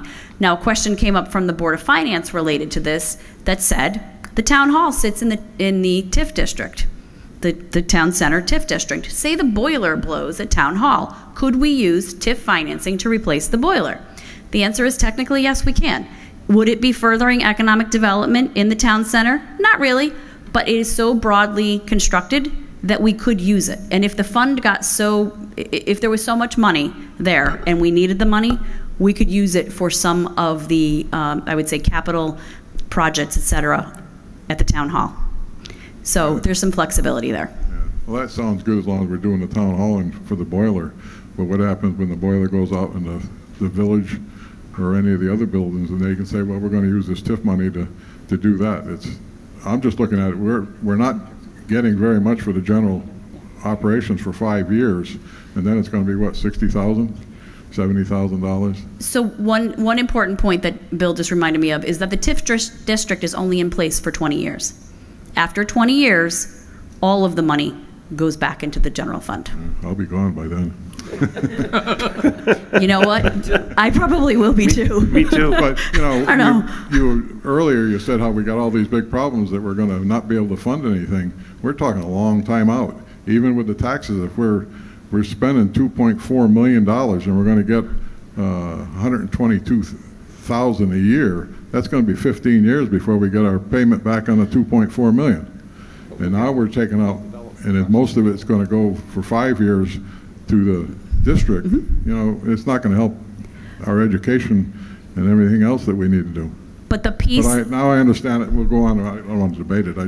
No, I just want to make one more little point. Is remember that this 3.5 acres we're hoping will serve as a catalyst for the remainder of the Filer Place parcel. And those same rules will apply if they take advantage of the TIF district. And it's something that if it's something that we want to support with either a credit enhancement agreement or not, any additional tax revenue there will also go some to the general fund and some to the tax to the TIF district. So I understand that. And okay. I guess looking at it, where our little tax district there seems like it's going to get an awful big increase over the next 5 years, but it's not going to help with the rest of the town out until it's gone.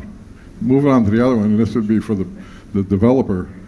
On your slide that shows the interior renovations. Yes. My question is, what is the length of the truck that you've put in scale here? I know the building's like 80 feet wide, and you're showing us the trucks backed in there. What did you use for the length of the truck? I believe the exact specifications of our trucks. Yeah, the DPW guys measured the trucks and gave us the number. The largest truck was 37 feet, and that's the one that we put in from the end of the building. And does that include the plow? Yes. And the sander. Mark Zervione did those calculations. All right. Because I'm looking at it, and I'm sure they didn't have a plow to put on the trucks with the architect. But if you look at where they got the regular trucks backed in, and then there's an arrow that shows the turning radius. If you look at that turning radius is shown on the middle truck, not the ones on either end, and it's going into the empty space where nothing else is parked. So if you get closer, I just wonder if this is not showing us a real picture of what's really going to happen here. Well, one thing I can tell you is that today I did speak to those architects, and they're going to come to the July 10th meeting. This was an initial sketch to be prepared for today. I went back too far. Because I know the numbers are probably there, but this is shrunk down so much that you need a magnifying glass to see the numbers. But 19. Thank you, Pete. Yes, please do. Go ahead. So, if you look at that third truck that's facing up, it's got a dotted line that's showing it's got to be the turning radius, and that turning radius is going almost all the way across the building to get out to that door. Well, if you take the truck that's closer to the bigger truck there, where's his radius? He's going to have to do a K-turn, and on the other end, if there's vehicles parked across on the other side, he's going to take them out. Right. So what I know is that the licensed architect went to the codes, the state codes today, and put on the turning radii for all of those bays, and they came out that they would not require, exiting the building, they would not require any K-turns. Entering the building, if you wanted to back that truck in, and again, I'm not the architect, I'm not the licensed architect, he'll be here on July 10th to debate it if you want, but I'm not trying to debate it. I'm just trying to understand it. They put their stamp on this today as meeting the radius requirements of exiting and egressing the building without any kind of turning. Now, if you're assuming that every single truck is in the building at all times, and again, they made those assumptions, they had to make those assumptions. So I just rely on their professional stature, and the town had picked them as the town's architect, so I'm pretty comfortable that they did it to the standard it had to be done. Well, I would hope their assumption would be that every vehicle we have is in that building. Yeah, that's my the point. turning radius is, because 2 o'clock in the morning on February, when they're going out in a snowstorm, they're all in there. Yeah. And it's going to have the plow on the front, which has got a big swing area when you're moving those things around. I'm guessing that with Mark Servione having given them the underlying information and them being licensed to do that, they probably didn't make the proper assumptions. All right, and they're taking into consideration, we're talking the big dump trucks, the little dump trucks, all of them. the pickups, the mowers, and the loaders, everything is going to fit in that building that we have today. I can assure you that this QA&M, one of the reasons why Kevin chose them is because they have a lot of experience building DPW garages, and in fact, they are currently building another one, as Kevin alluded to, under a design build model, a 40,000 square foot building to the tune of $7 million for another municipality. So I feel pretty comfortable that we're well represented and that they're not going to put their name on something that won't be functional for the town, especially because they're also representing us in the town hall project. So, but having said that, we're not going to take that for granted. We're going to make sure, and they're going to prove this to us. This has been one of the biggest concerns that has been a common thread through every public information session, making sure that this building, after it's renovated, is appropriate for our needs. Okay, one more point and then we'll move on. I have to make one more point. I started my presentation by saying that the optimal solution for the town is to build a brand new facility that has 11 doors. But the town, at least a significant portion of the town in the persons of the Board of Finance decided that wasn't feasible for the town. So we're trying, and I think we have come up with a tremendous solution that may be slightly less than optimal, but not in any way dysfunctional. So it's like one way or the other, the town wants to solve its problem on Filer Place, and we're trying to provide a solution to solving that problem. And we believe that with the right architects and engineers, we wouldn't have gotten this far if we thought that circulation problem was even a significant challenge. So. Thank you. Any additional questions? Mr. Goff, thank you.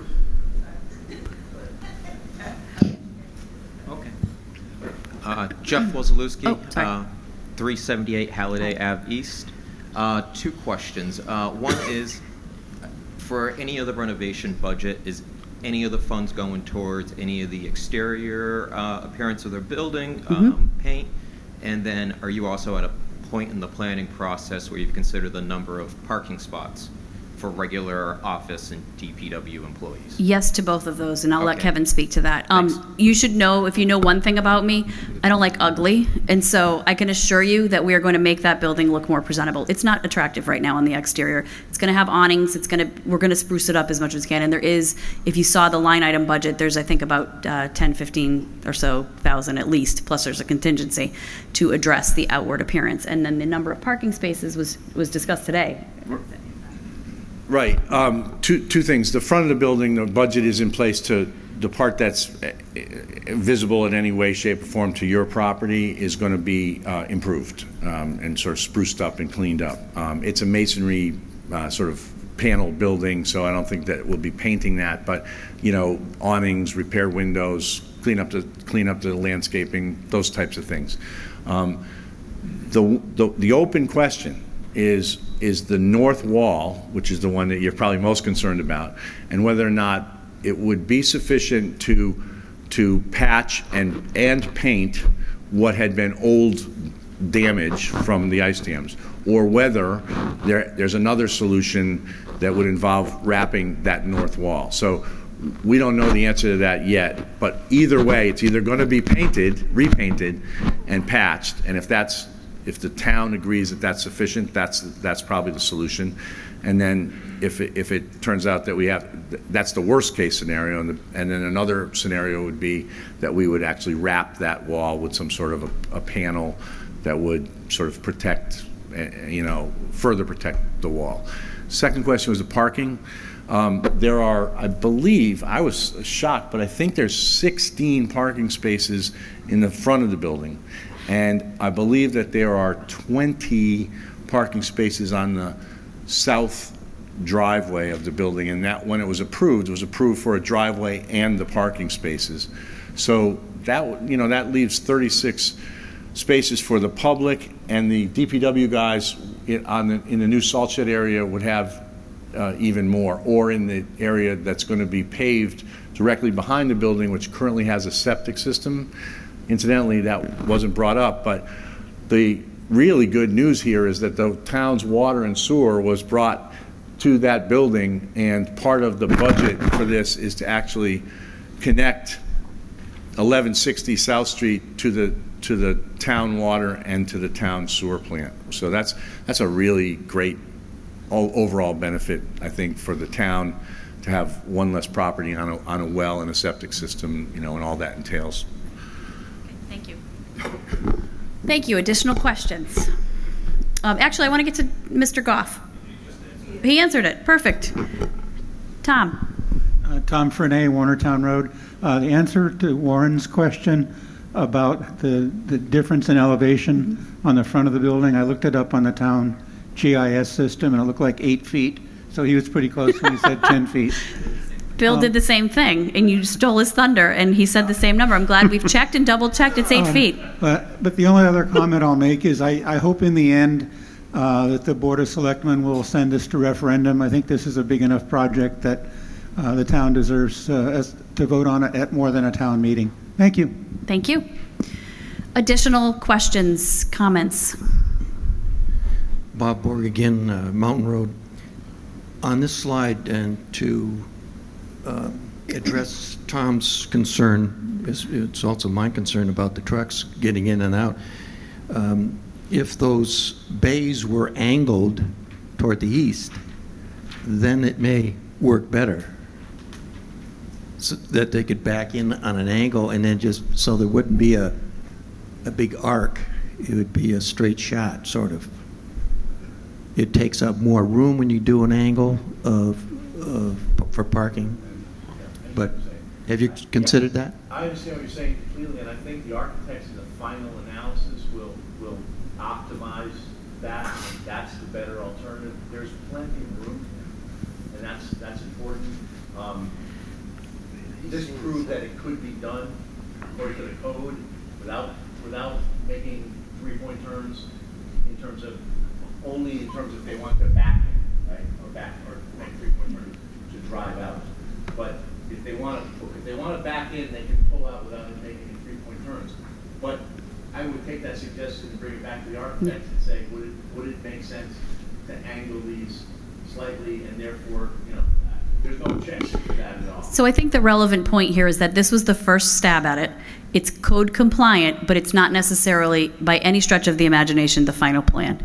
And so that's encouraging, that it's going to be evolving, and we'll look forward to finding the optimal solution.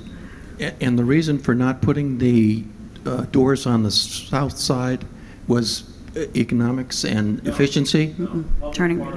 Well, you have to raise the grade all the way back because the grade drops, but also the public parking issue would be compromised if the trucks are entering into something. Okay. Any additional comments or questions at this time? Bob Sullivan, 585 North Stone Street. Exactly how much space is between the side of the building, south side of the building, on the property line? South side of the building and the property line. It's about 50 feet. About 50 feet. About 50 feet. So you could put doors on the south side of the building then? We asked about that. Technically, you could. You could technically, but it would make the outside turning radius as difficult as, which you say to yourself, which way do you want it? And then you have 11 garage doors. You have to raise the entire grade of that driveway. You have 11 garage doors, which in terms of the heat loss, in terms of the operating costs, and the cost of the doors, and the capital costs of the doors themselves. You know, we looked at it. We were open to it. It turned out that the architect said it didn't make sense. It's not that it wouldn't work. It just wasn't necessary. The delta between doing it this way and doing it that way and the public parking situation is a real concern. You have to have adequate parking for the offices that are going to 45. Other question, I didn't see anything on your paperwork here for a referendum. So that could be decided by the Board of Selectmen in coming meetings. We haven't gotten to that issue yet. It hasn't been decided either way. We will probably discuss it at one of our next meetings. I think that's the right way to do it. Thank you for your comment.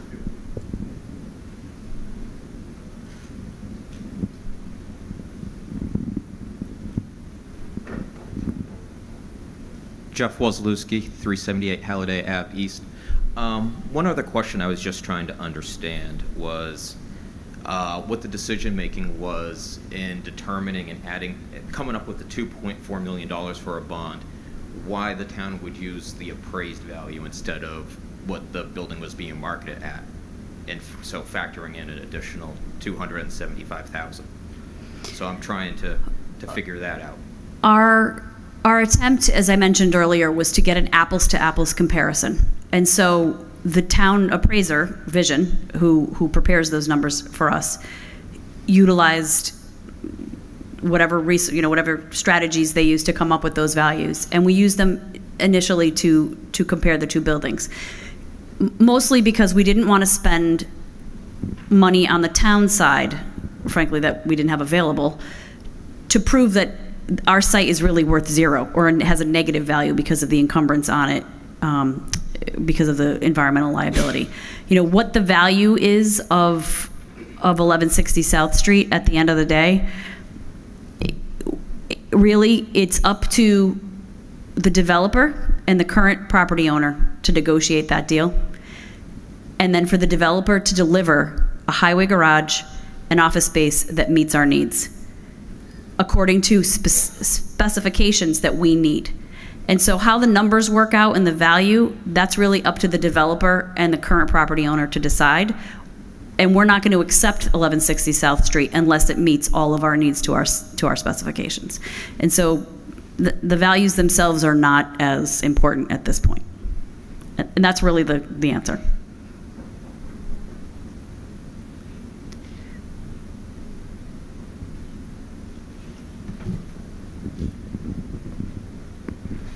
Kevin Goff on Thompsonville Road. It sounds to me like there is a potential concern over the condition of the wall, the north wall, I guess, from the engineer's report that we're going to look into from the developer's engineer to either corroborate or disprove that there's a problem with that wall. Potentially, that could be an expensive repair if there really is a problem that is showing up on there. How's that factored into this at this point? And what do we do if that is a big repair? Okay, so that's a great question, and I'm glad you brought it up because I can clarify it. We are paying $2.4 million to buy this 1160 South Street and to renovate it to our needs. In my opinion, the status of whatever has happened in that building that has to do with the masonry wall, the issue with respect to the drains on the roof being insufficient, and the damage that was caused by the decking. I'm using all these words I don't really have a good grasp on. Those are issues to be dealt with between the current property owner and the developer. They are not going to be the town of Suffield's obligation. They are not going to come out of the $2.4 million, and they're going to be resolved between those two parties. I don't know what their deal is, but there is not going to be a deal unless those issues are resolved to the satisfaction of the town of Suffield. Well, who will decide if they're resolved? We will rely on the advice of our third-party structural engineer and probably come before the Permanent Building Commission to make sure that we're all on the same page. So I like the idea that this is a turnkey project and that we're buying a finished product. Yes. So evaluating some of these issues right now is really none of our concern. Right. It sounds like. But it may affect the price if the developer's assumptions are for a certain dollar value to be able to deliver the product, and then that turns out not to be true. And that is a risk, and that will be fleshed out through the due diligence process. But remember, this project, the 1160 South Street piece of this project is really the piece that the hurdle that the developer needs to get over to get 44 Filer Place. So how he gets there is up to him, and then he's going to take the risk that his upside potential is on his development. And I'm speaking for him, but I've heard him say it enough that I know it by heart. But come on up, Kevin, and you can address this. That's a great question. And the simple answer is, if the number for any item that came up in any inspection, either yours or ours, was of a magnitude that changed the dynamics of the deal so much, we wouldn't do the deal.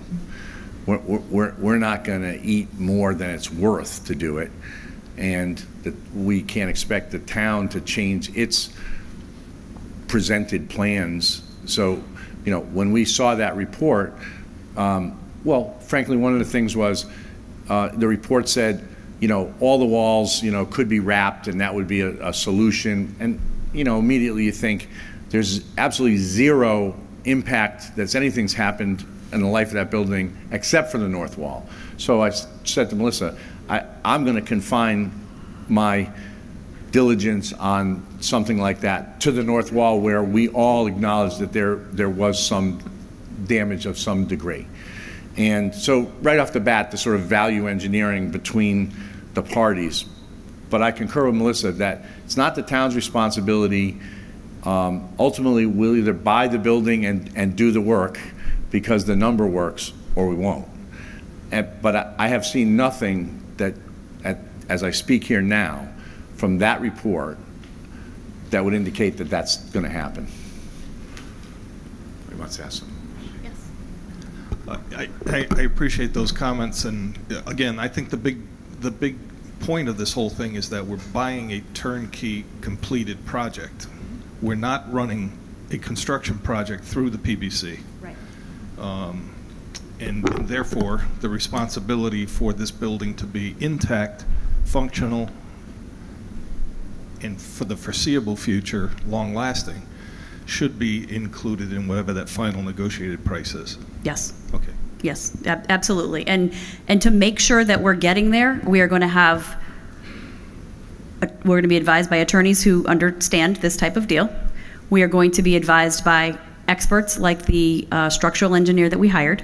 The Board of Finance in their last meeting appropriated some money so that I can actually afford to hire the people that we need to represent us, to make sure that we're well represented and we get the answers from experts in the areas. And so that's the due diligence process, and that's what we're going to do. Yes. Mr. Packard.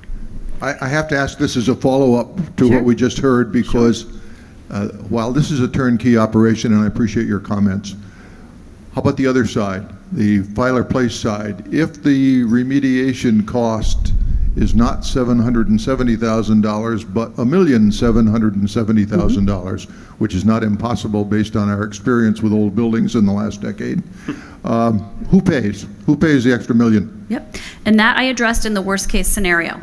We feel pretty confident that the cost to remediate the site is $727,000. Again, we paid experts. They gave us a phase 1, 2, 3, and a remediation plan, and as recently as January of 2019, that's the price. Does that mean that he can build what he wants to build on that? That's up for him to determine. And if that ends up being some astronomical amount of money, say it's $1 million, 727. If it were $1 million, I would go back to all the boards in the town and say, are we willing to do a credit enhancement agreement up to $1 million? You know, can we sustain that based on the anticipated new incremental tax revenue to make that worth it. You know, maybe we would negotiate some more money. I don't know. If it's cost prohibitive, the assumption is that to get to the point where we know that, the buildings have been leveled and that remediation is done. And so now we have open space, we have grass, we have a park. And while we don't have the 45 units, we now have at least gotten rid of the hindrance to develop for the private parcels to be developed, and we've invested in economic development. But that is the worst case scenario. So the town pays, is that's the bottom line, one way or another, but we wind up with a product that could be very valuable. Correct. Possibly. Yeah, and maybe we choose at that point that we just want to cover it up and we don't remediate it. You know, unless someone tells us we have to, we don't.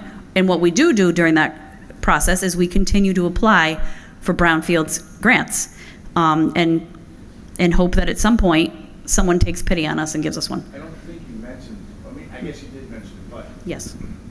That if we get one of those grants that offsets Right. our obligation under the agreement. Yes, we, 100%. We don't utilize the TIF to whatever extent we are successful in getting the brownfield grants. And the town has sort of represented to us from the outset that it was, but for a lack of a developer, that those grants were available. We all know state of Connecticut's situation is dire, but brownfield grants have not disappeared.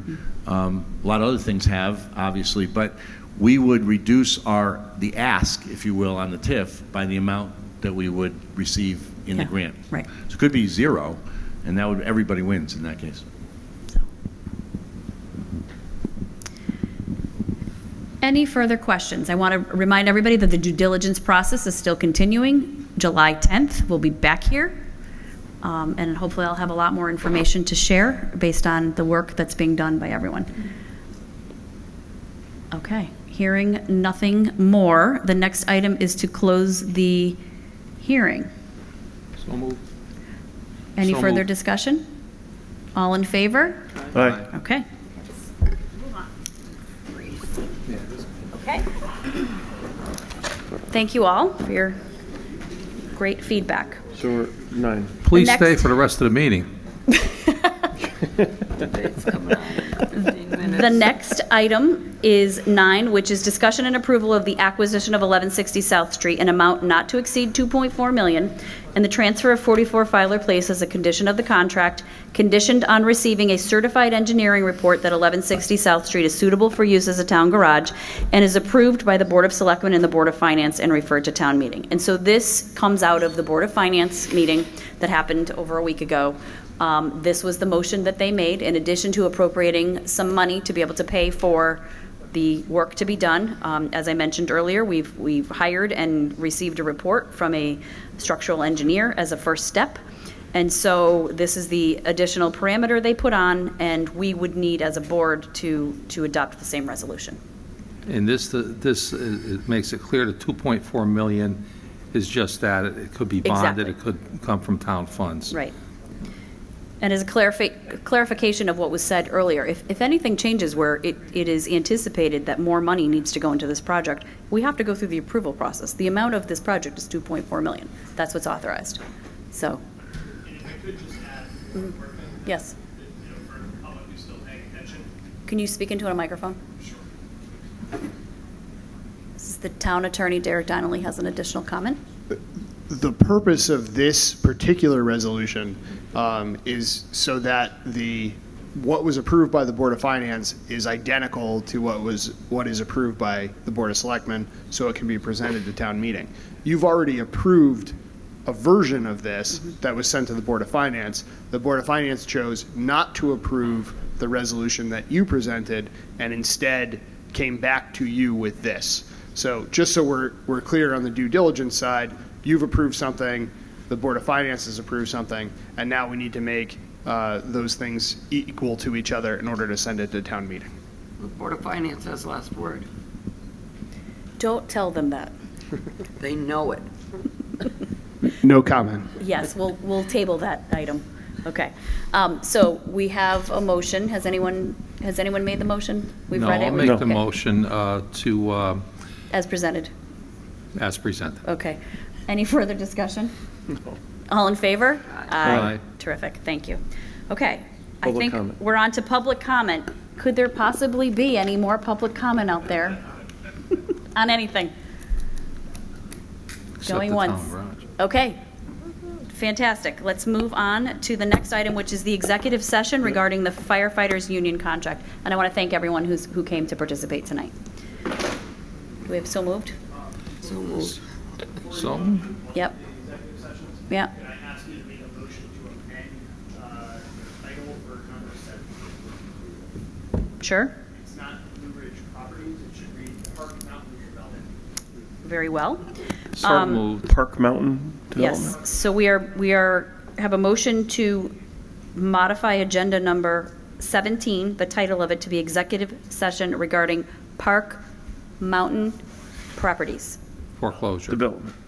Park Mountain Development foreclosure. Got it. Okay. I'll make that motion. Any discussion? All in favor? Aye. Okay. So now we will make a motion to go into executive session. Let's do the firefighters union contract first. Okay, let's go into all three. I'll make a motion to go into executive session to discuss the three issues in the agenda. Any further discussion? All in favor? Aye. Great. And we'll invite the town attorney to join us. Yeah, that's right.